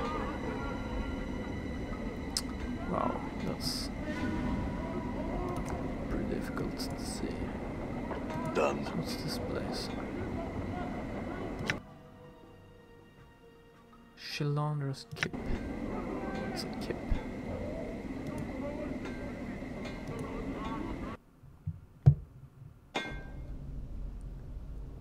Interesting.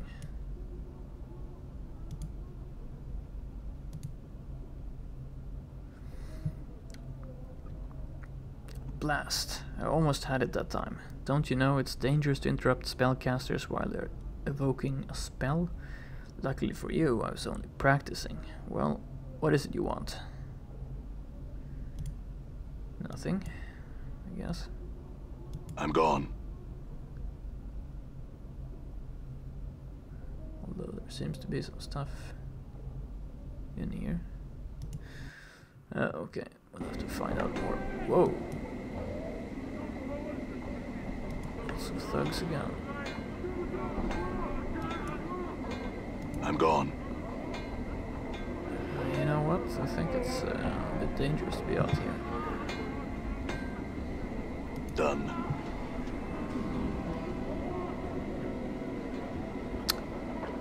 Rest? It's too dangerous to rest here. Yeah. I figured as much actually. Whoops. Lots of thugs again.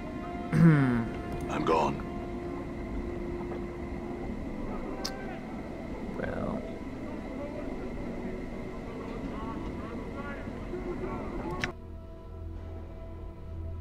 Open tomb. Anger's house.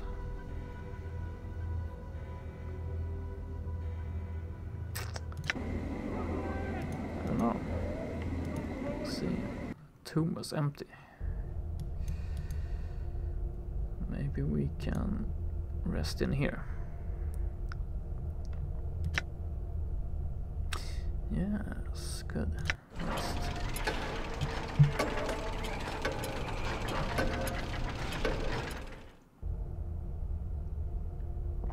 You rested for 8 hours, 5:50 in the morning.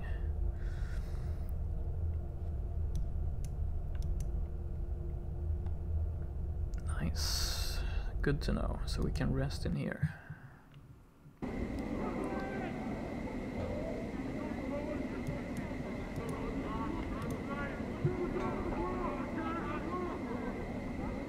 All right. So this is Anger's house anyway.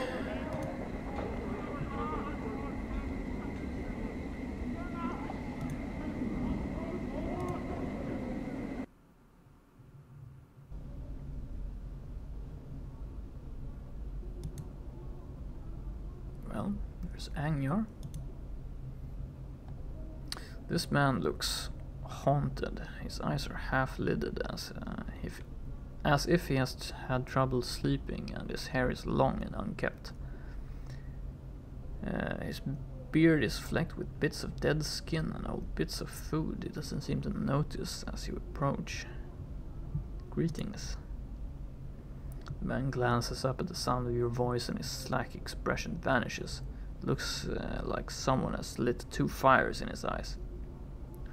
What be your business barging into my house? His eyes narrow and his teeth clench. Get, or I'll send you back to whatever grave you crawled from.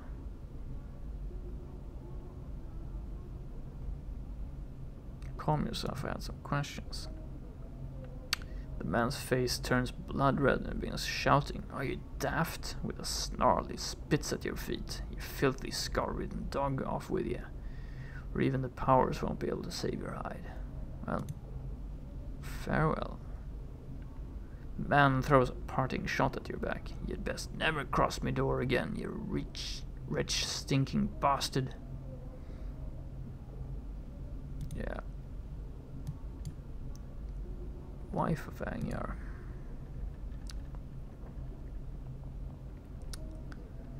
Let's talk to her. This woman looks to be in her middle years, and her hair has streaks of grey running through it. Lines of worry crisscross her face. As she sees you, she seems torn between asking you to leave and calling for the man at the table. Greetings. You'd best leave, before I call me husband. He won't take kindly to you having barged your way into our home. If you were going to call him, you would have done so already. I have some questions for you. Call your husband and you'll both die. Nice.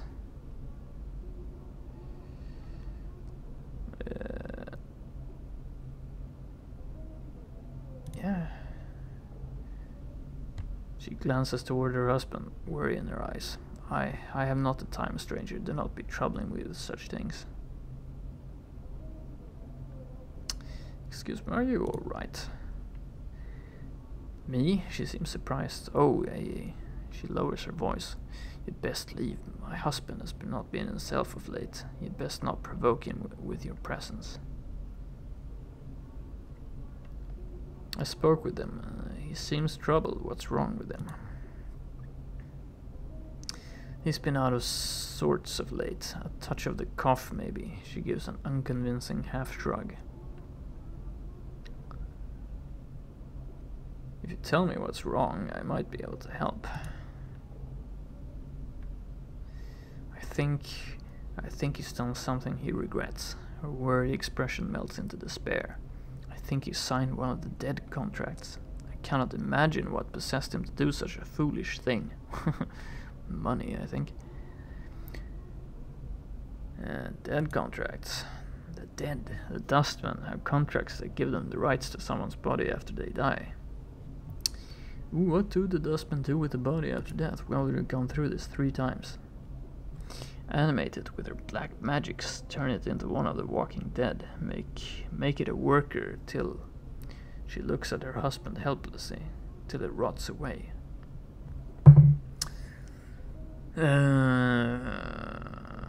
Why did your husband sign such a thing? He may have got eager to bring home some more jink than custom. He's prideful, but I think he's hurt himself more by doing so. Your husband won't need his body after death. What's the problem? The ghoulishness of the contract aside, it's his nature that's been changed. He's become sullen and dark since doing the signing, and he can't seem to rouse himself to look for honest work. It's like the lady's shadow hangs on him. She sighs. Can this contract be undone? She looks at you surprised and sighs. I've tried. I've spoken to the dustman that he did the signing with, but he's cold and chill like all the dusties. He even lectured me on my husband as if I had no right to try and help him. Her lips become a tight, thin line, as if picturing the dustman's face. It was cold, cruel he was. Let's see what I can do. Who was this dustman your husband signed the contract with? The Dusty calls himself Graves, and yeah, I know, not his first name. He has a table at the dustman bar of the Hive gathering dust. I believe the place is named. You can most likely find him there trying to get more people to sign the contracts. Yeah, I just signed one myself, actually. I'll seek him out then. Updated my journal. Where is this gathering dust bar?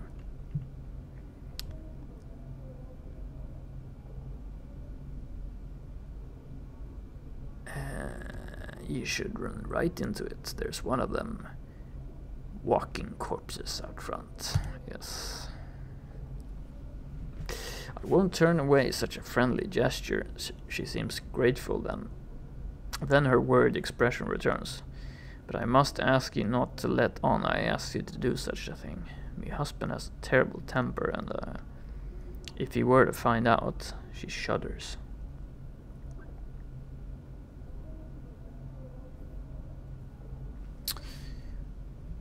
I promise that your husband will not find out. Thank you, stranger. I appreciate your help. It's no trouble. I'll go see about undoing your husband's contract now. Yeah, why not? Yeah.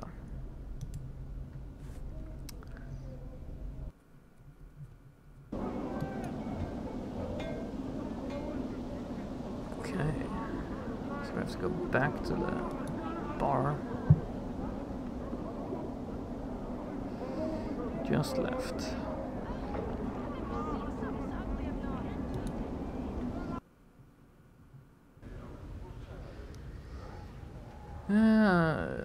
Mr. Mortuary. We meet again. How may I help you on this fine Sigilian day? Are you the one who signed that dead contract with Angyar? Mortai frowns. He looks puzzled. Mayhap. He thinks for a moment. I do not recall the name, however. I would like to settle that contract. Mortai looks wary. I'm afraid that's impossible. The contract is signed, settled, and binding. The contract is tearing the man's life apart. The contract is tearing the man's life apart. It's causing him distress. It's possible that he may not even be able to approach the true death with such emotions churning in his mind. That might work.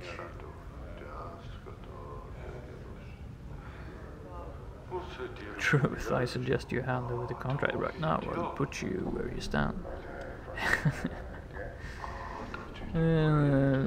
If I'm gonna join the faction, maybe I shouldn't make threats. I think this will work. Mortai chews it over for a moment. It looks like you've negotiated him into a corner. I cannot. It is a matter of law, my friend. Besides, the burden lies upon the signer to overcome his own feelings in order to reach the true death. I cannot. So what you're saying is that you'll deny him the true death for the sake of a piece of parchment.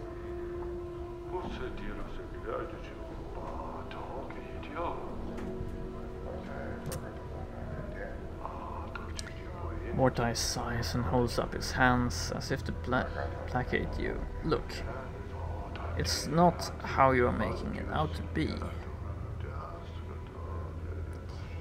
You obviously hold the philosophy of the dustmen in contempt to damn a man's soul over a piece of paper.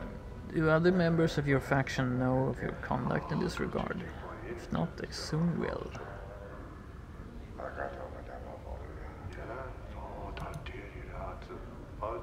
Mortai glares at you for a moment, opens his mouth, closes it, then opens it. By the 9 hells, wait here. He drops his voice to a whisper, and keep your bone box latched. He gives an angry scowl and stomps off. Wait. A few seconds later he returns. He's holding a dusty piece of parchment, which he gives to you. Here, he sniffs disdainfully. All for a man's peace of mind. Now begone and nettle me with your preachings no longer. I will leave for now. Farewell. I couldn't carry any more, so I had to drop it. Increased. I couldn't carry any more, so I dropped it. Okay.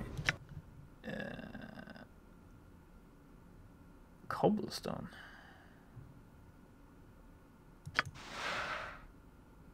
This is a polished cobblestone that was lodged in a zombie skull.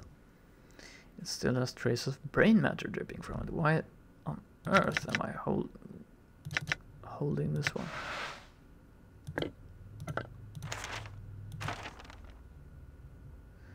Angyar's dead contract.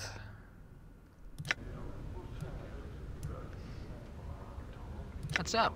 Now, did I or did I not hear Mort level up? I did. I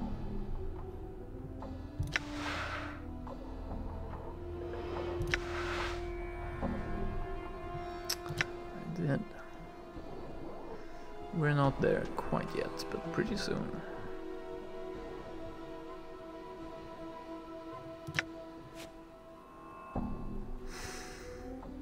Pretty soon.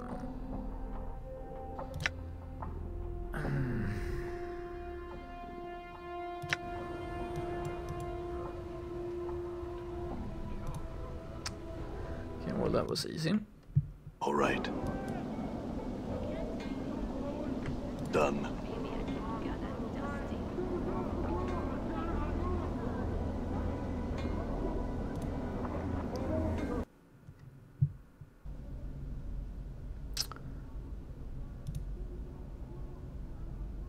You see Angyar, he doesn't look any better than before. As you approach him again, he turns slowly to face you. His face tightens. You again. Didn't you hear me the first time, you pox-ridden dog? Get out of me house. Also help the powers, I'll carve you where you stand.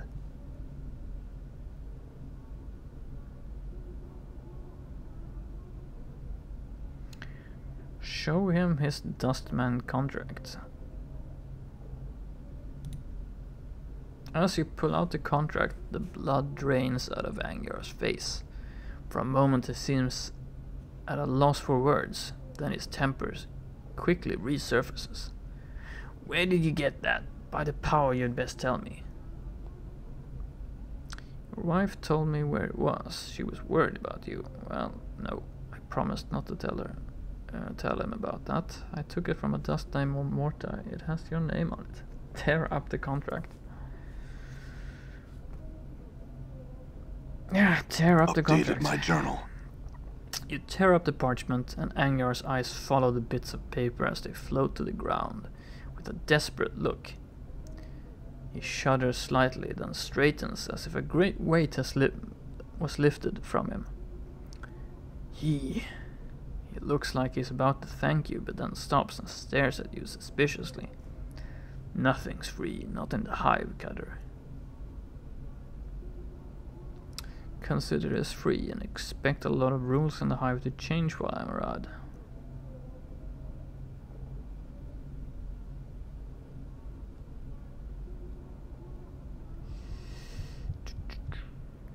Well, if you feel the need to pay me, I had some questions.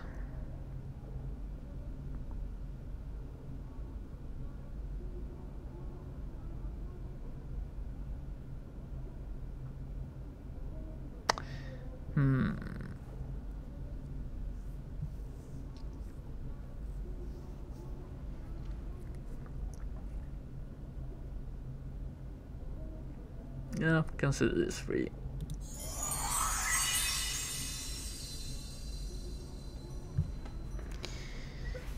Angyar's angry expression crumbles. He looks tired of fighting his good fortune. I must have prayed to the right powers this past half month, he sighs. You have me thanks, Cutter, for whatever that's worth.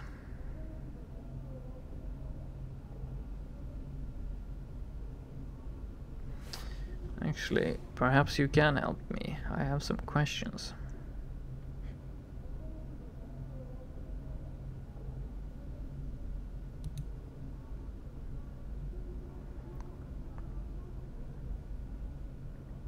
Can I ask why you signed the dustman contract?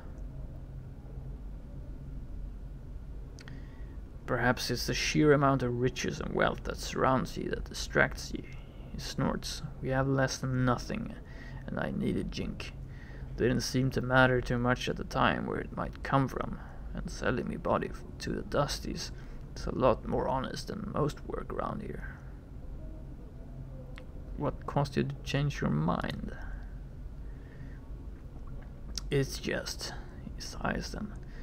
I saw one of them zombies on the streets a half month ago. One of them zombies that works for the Dusties.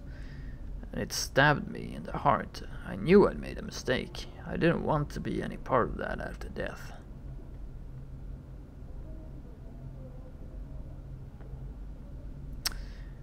We've all had our share of mistakes.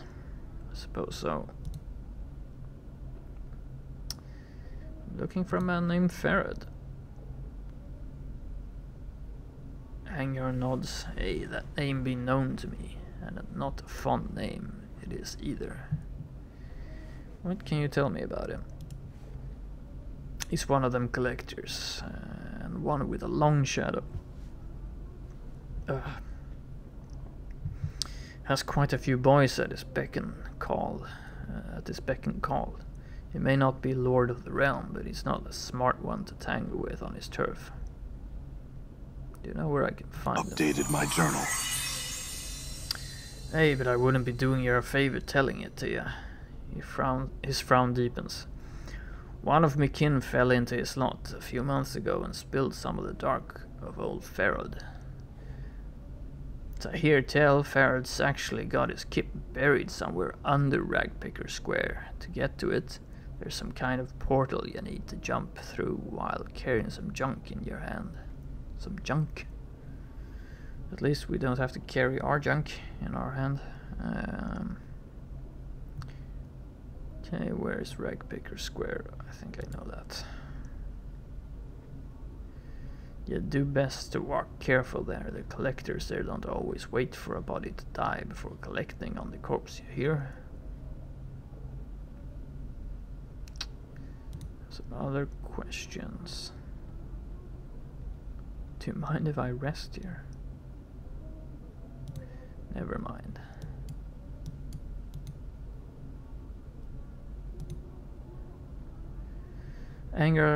Anger's wife smiles as she sees you. Well met, good sir. How can I help you? I'm low on supplies. Can you help me out?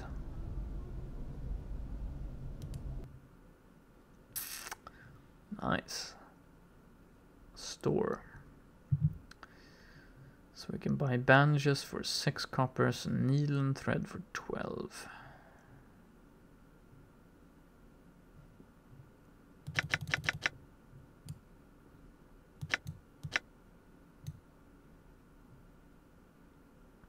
Can't sell anything. Okay, so one bronze ring is worth 120.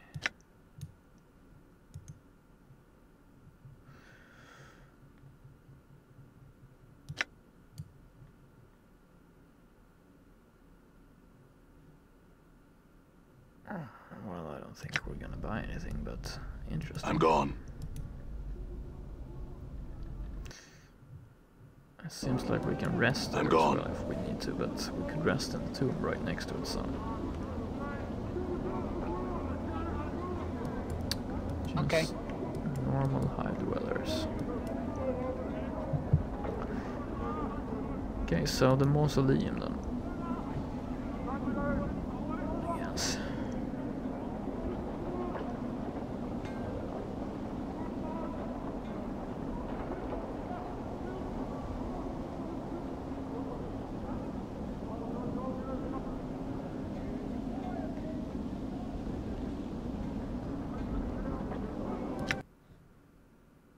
Yeah, that's nice. All right. Okay, I have to check that out. What is a trout anyway? Whoa, there's a portal. All right. Oops.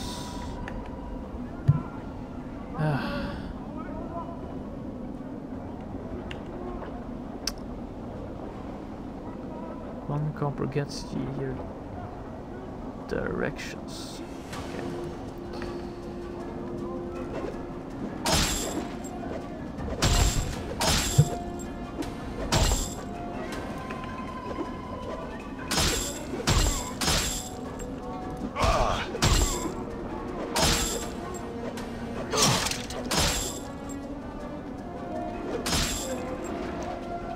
Good. All right.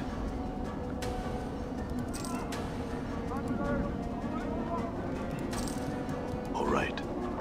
So where did I go? All right. I'm gone. Nice. Done. All right, done. Interesting.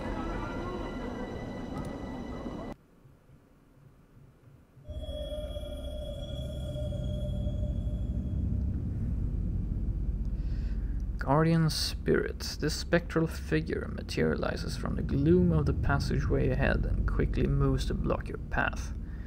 It floats before you, its once human features twisted in a mask of rage.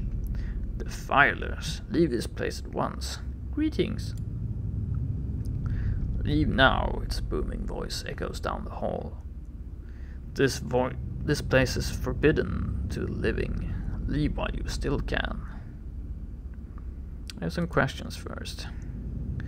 Seek your answers elsewhere.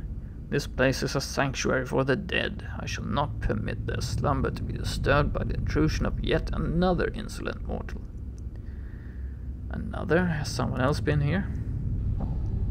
Well, if you must know, yes. There is another intruder, who even now continues to violate the sanctity of these hallowed halls. The anger in the spirit's voice fades. He seems somewhat saddened by the admission. The souls of my brothers and sisters cry out for peace. Who is this other intruder? He is an evil coward who wields great power over the dead. He seeks something within these halls. What it might be or what his purpose is in seeking it, I cannot say. Well, why don't you drive this intruder away? I cannot. The coward has sealed himself within the inner chamber of the Mausoleum. He has erected powerful wards that bar my entrance into the chamber. It is from there that he calls upon his dark arts to awaken my brethren and bend them to his evil will. Perhaps I may be of assistance to you. The spirit remains silent for several long moments. You can almost feel the weight of his lifeless gaze upon you. Yes, you might prevail where I have failed. If you will pledge to rid me of this black god, I shall grant you passage. What say you? I'll do it. Updated my journal. So be it. The spirit slowly begins to fade until only the echoing of its disembodied voice remains. But take heed, tread lightly in these halls, lest you join the others in eternal rest. Take heed. All right. Okay. Cool. All right.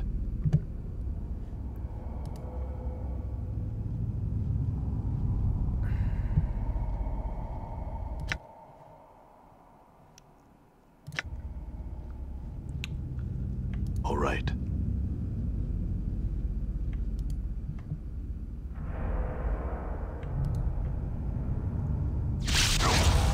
Oops. What was that? All right. No idea. But I guess we should tread lightly. Skeletons. They're just skeleton workers like the ones in the Mortuary. Shouldn't be a problem. Did you see that? Did you see that?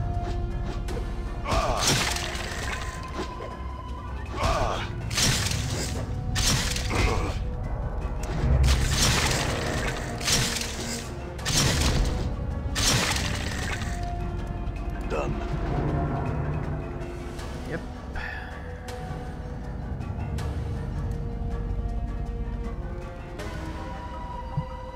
I'm gone.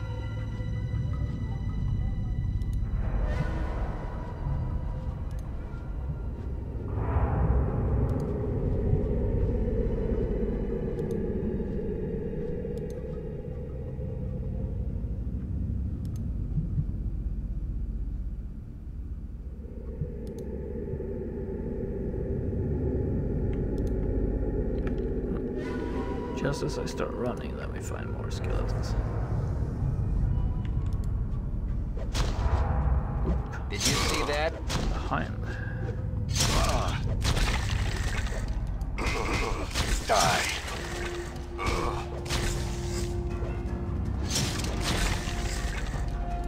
Done.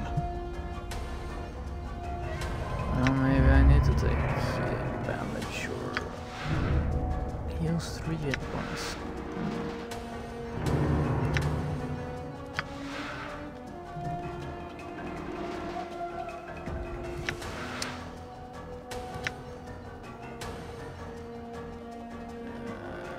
Not particularly powerful.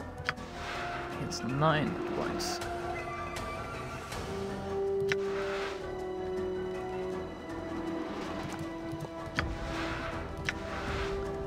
Let's use that.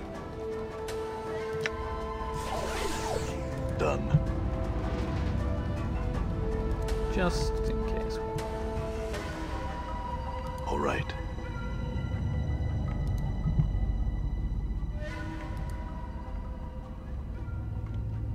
I'm gone.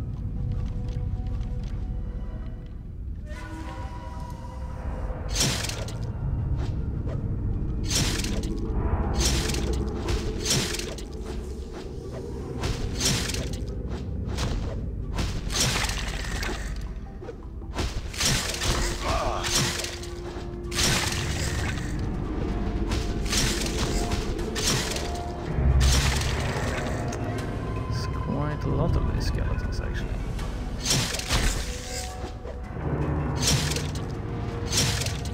Damn it. Damn it.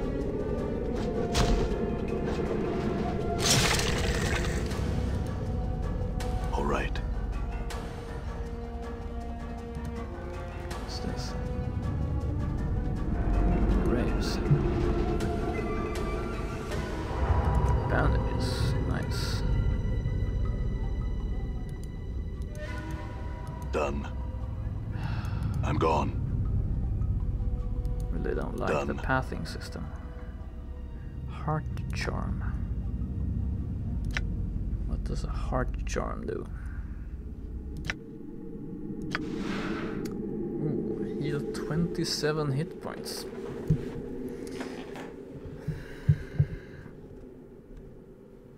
Heart charm is more powerful than the blood and clot charms, and it heals a number of wounds instantly, even serious or critical injuries.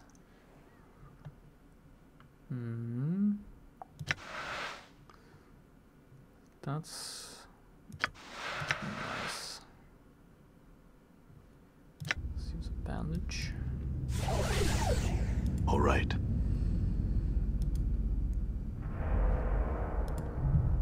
Well, you're still regenerating. All right. So. Done. Giant skeleton, that's not so cool. I'm gone. All right. Not cool, bro.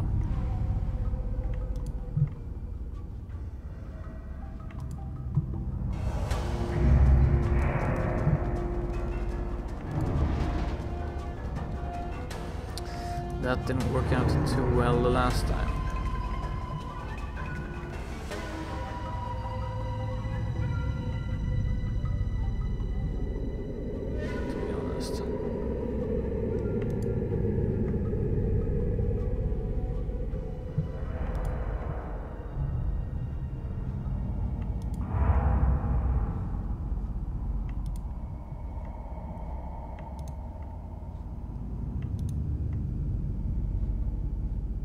Done.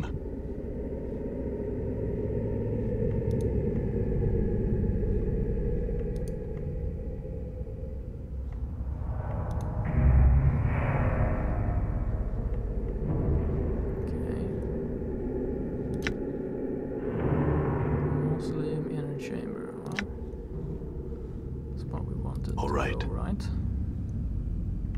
Where did All the right. skeleton go? All right.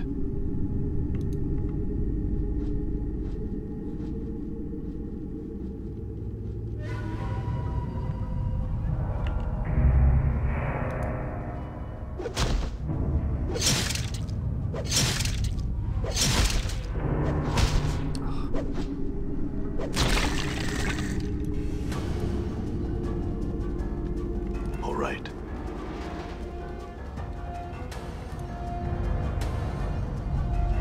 I'm gone. Some kind of traps in some places. Done. More graves. Bone charm.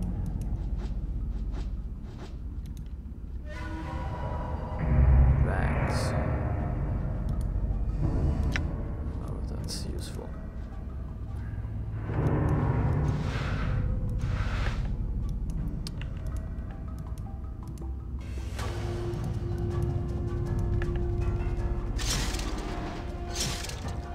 I'm gone. Done.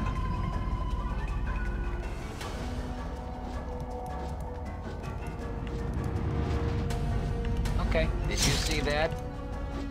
Good as done.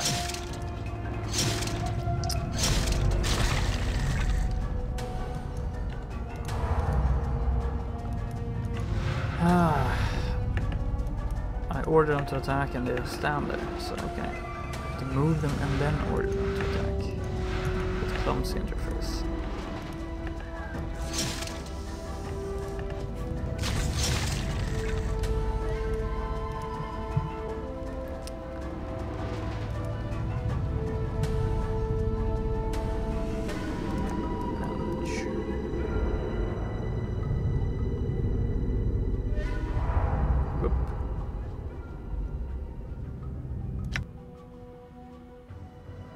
What?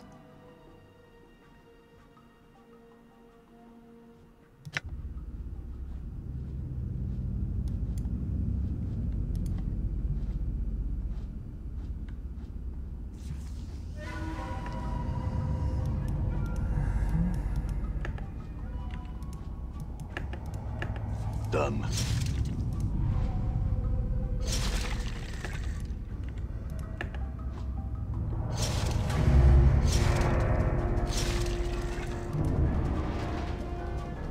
All right.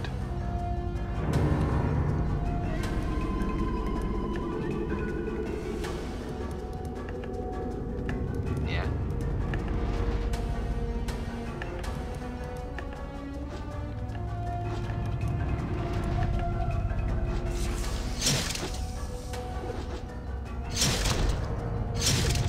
Want them striking.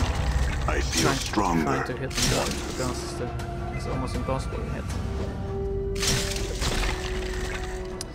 So we leveled up. I do believe.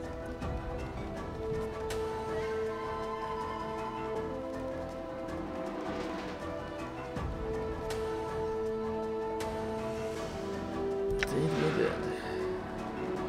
10 hit points, fighting skills are improved.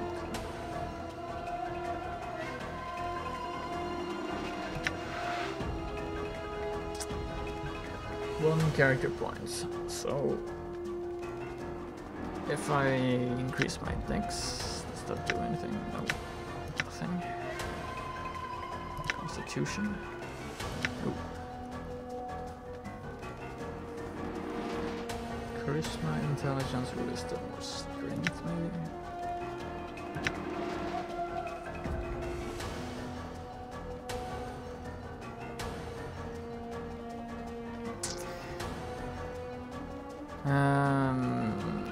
Maybe 2 points more dex will give me a better armor class. I'll try that.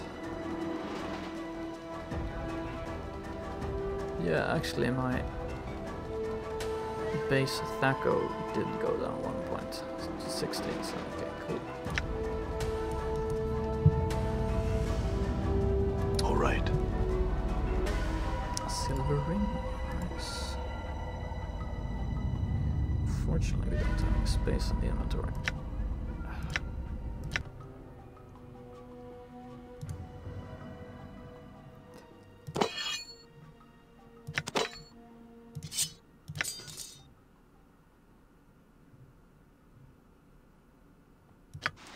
Needle and thread do. When used on a creature, it heals 6 hit points of damage. That's pretty good.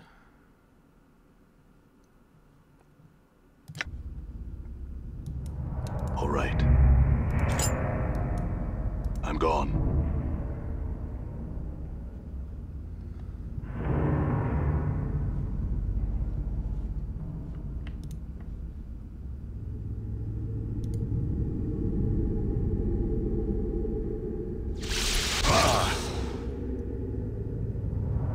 Where are you supposed to see those traps?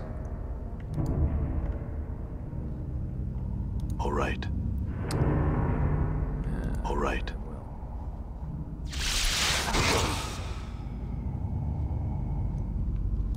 Please target Mort instead. All right. Well, I guess I regenerate. I'm gone. right. I'm I'm gone. gonna fight that guy. Oop. More skeletons. Huh? Okay. Good as done. Okay. Did you see that? Damn. See that?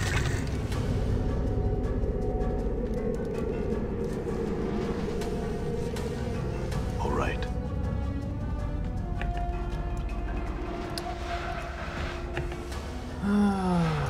Clunky is just the beginning. What? Describe these controls. Did you see that?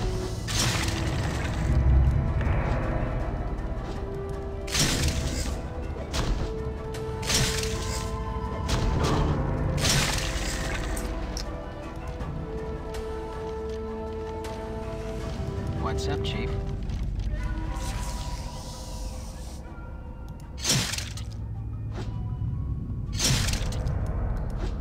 Done. Seriously.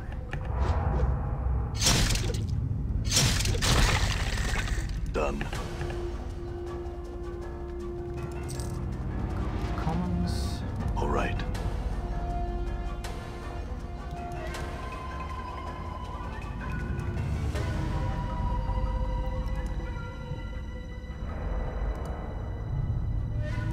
Guess we already found the inner chamber, but I'm gone. whoa. All right. I wonder if What's the word, Chief? Mort actually can do some damage to her. Yeah, maybe. Ah, That's no good.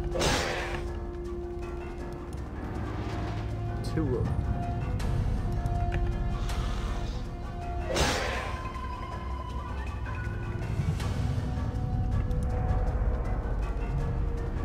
I'm gone.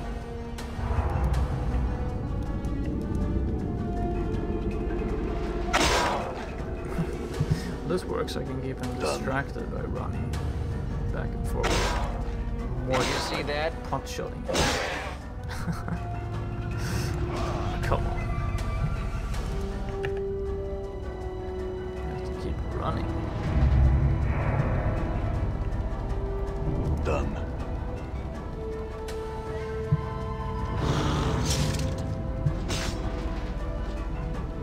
Did you see that?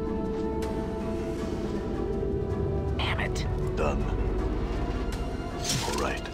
Did you see that? Nice, Mort. Well done. Okay, that's pretty All right. rough. To be honest.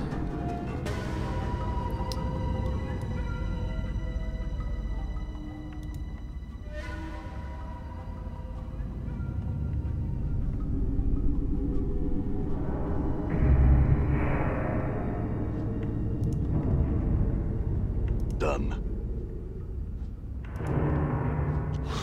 I'm gone.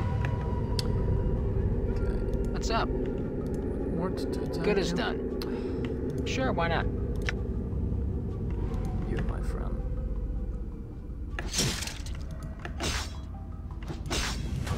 Distracting. All right.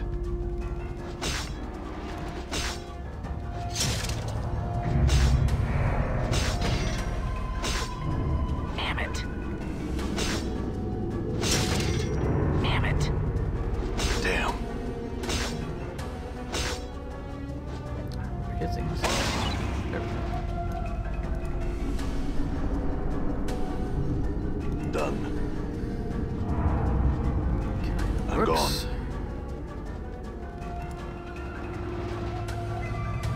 I'm gone.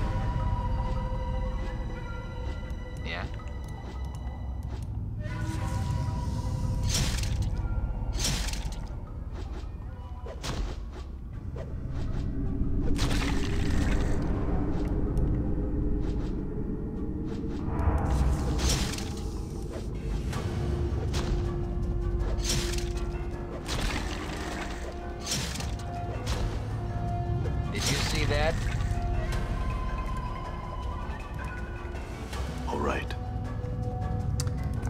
bandages. I'm gone. Done. All right. I'm gone.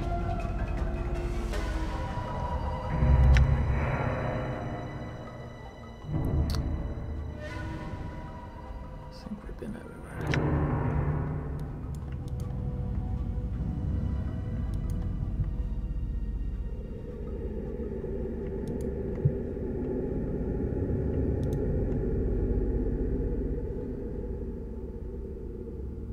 So question, go to the inner chamber.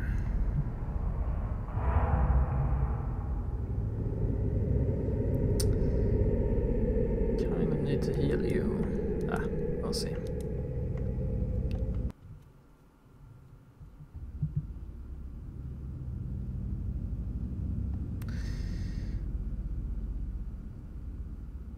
Doesn't look too promising. You see a mid-sized man in long robes of deep black. His hair is neatly coiffed and an impeccable trimmed goatee complements his handsome features. He has nothing as handsome as a goatee. Noticing your arrival, he puts down the book he was writing in and strides confidently over to you, smiling. Impressive, I must admit. I never thought you would make it this far. I'm glad to have disappointed you. Are you the one responsible for all the walking dead? A foul necromancer, I've come to put an end to your desecration of this place.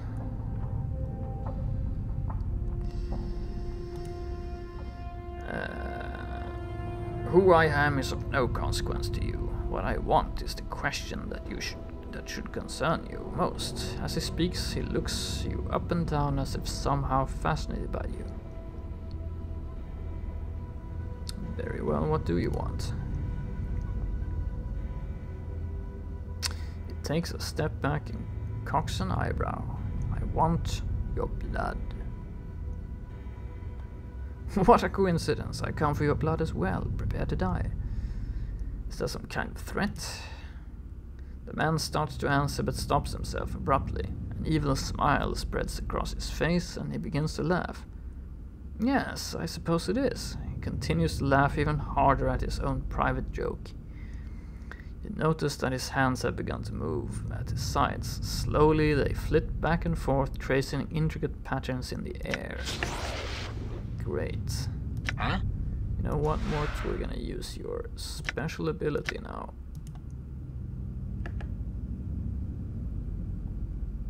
Yeah. Fight that. Litany of curses. And then I'm gonna use my heart charm, I think. And Mort.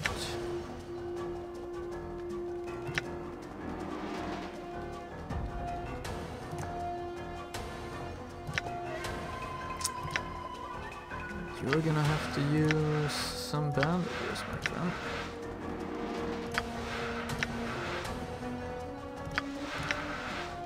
So we don't die immediately.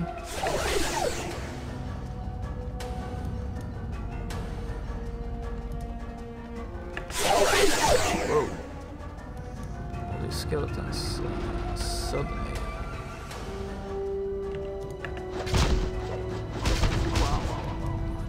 Done.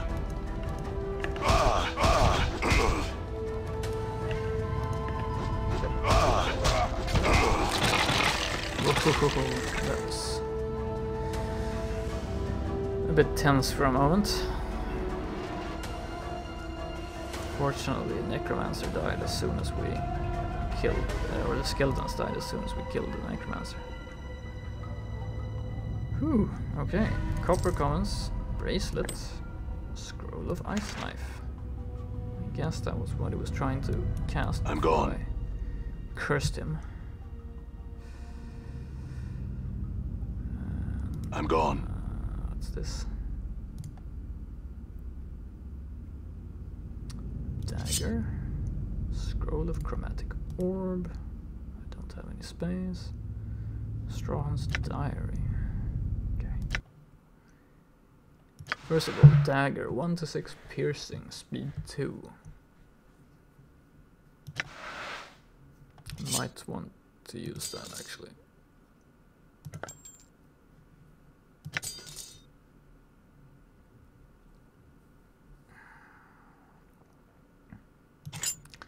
Let's give Mort all the loot.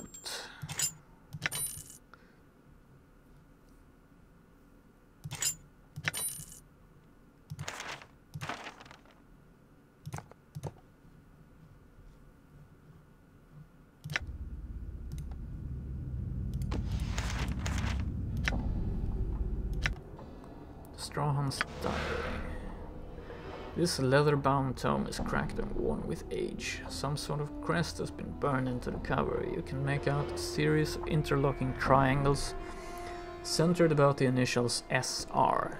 The writing upon its pages has faded considerably, but the last few entries seem to have been penned recently. Day 2 of the 127th year of Factal Hushgar's reign.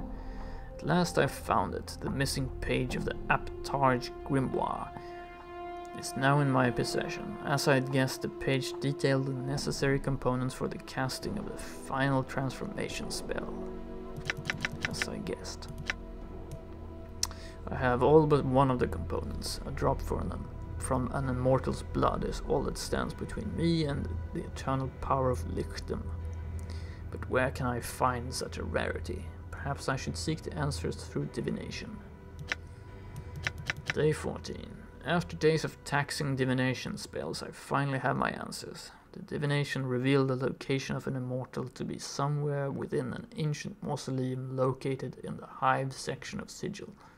I must make haste. I must find this creature and draw its blood before it moves on. I have arrived at the mausoleum. Immediately I was set upon by a shade that guards the remains of those interred within this place. I managed to elude the spirit and found my way into what appears to have been some sort of inner sanctum, protected by some minor wards to prevent any further interruptions by that supernatural twit. I have set about raising some of the locals to conduct a search for the immortal. If the divination was accurate and the immortal is here, then likely it is interred within one of the many crypts that line these halls. It is only a matter of time now.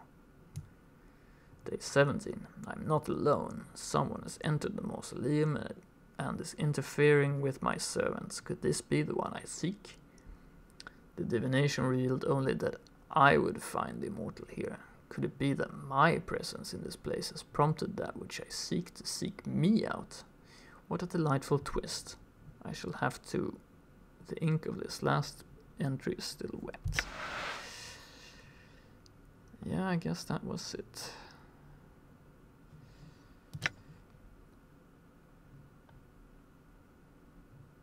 Silver ring. Do we get anything else? No? Chromatic orb, scroll of strength, scroll of ice knife. Yeah. Okay, yeah, that was it.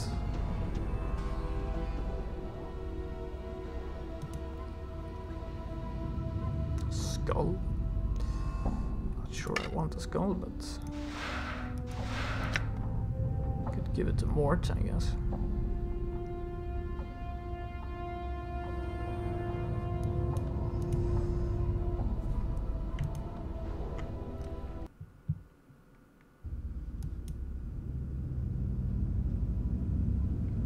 As you step into the corridor, the guardian spirit materializes before you. Its ghostly countenance regards you benevolently. I thank you. You have done me a great service. The spirits of my charges sleep quietly once again. Go in peace, friend. The apparition fades away, leaving you alone in the deserted halls of the mausoleum. Updated my journal. Wow, 2000 experience. That's pretty huge. But now next level is 32,000 XP, so let's see. I'm gone. Well, so let's make it back here, shall we?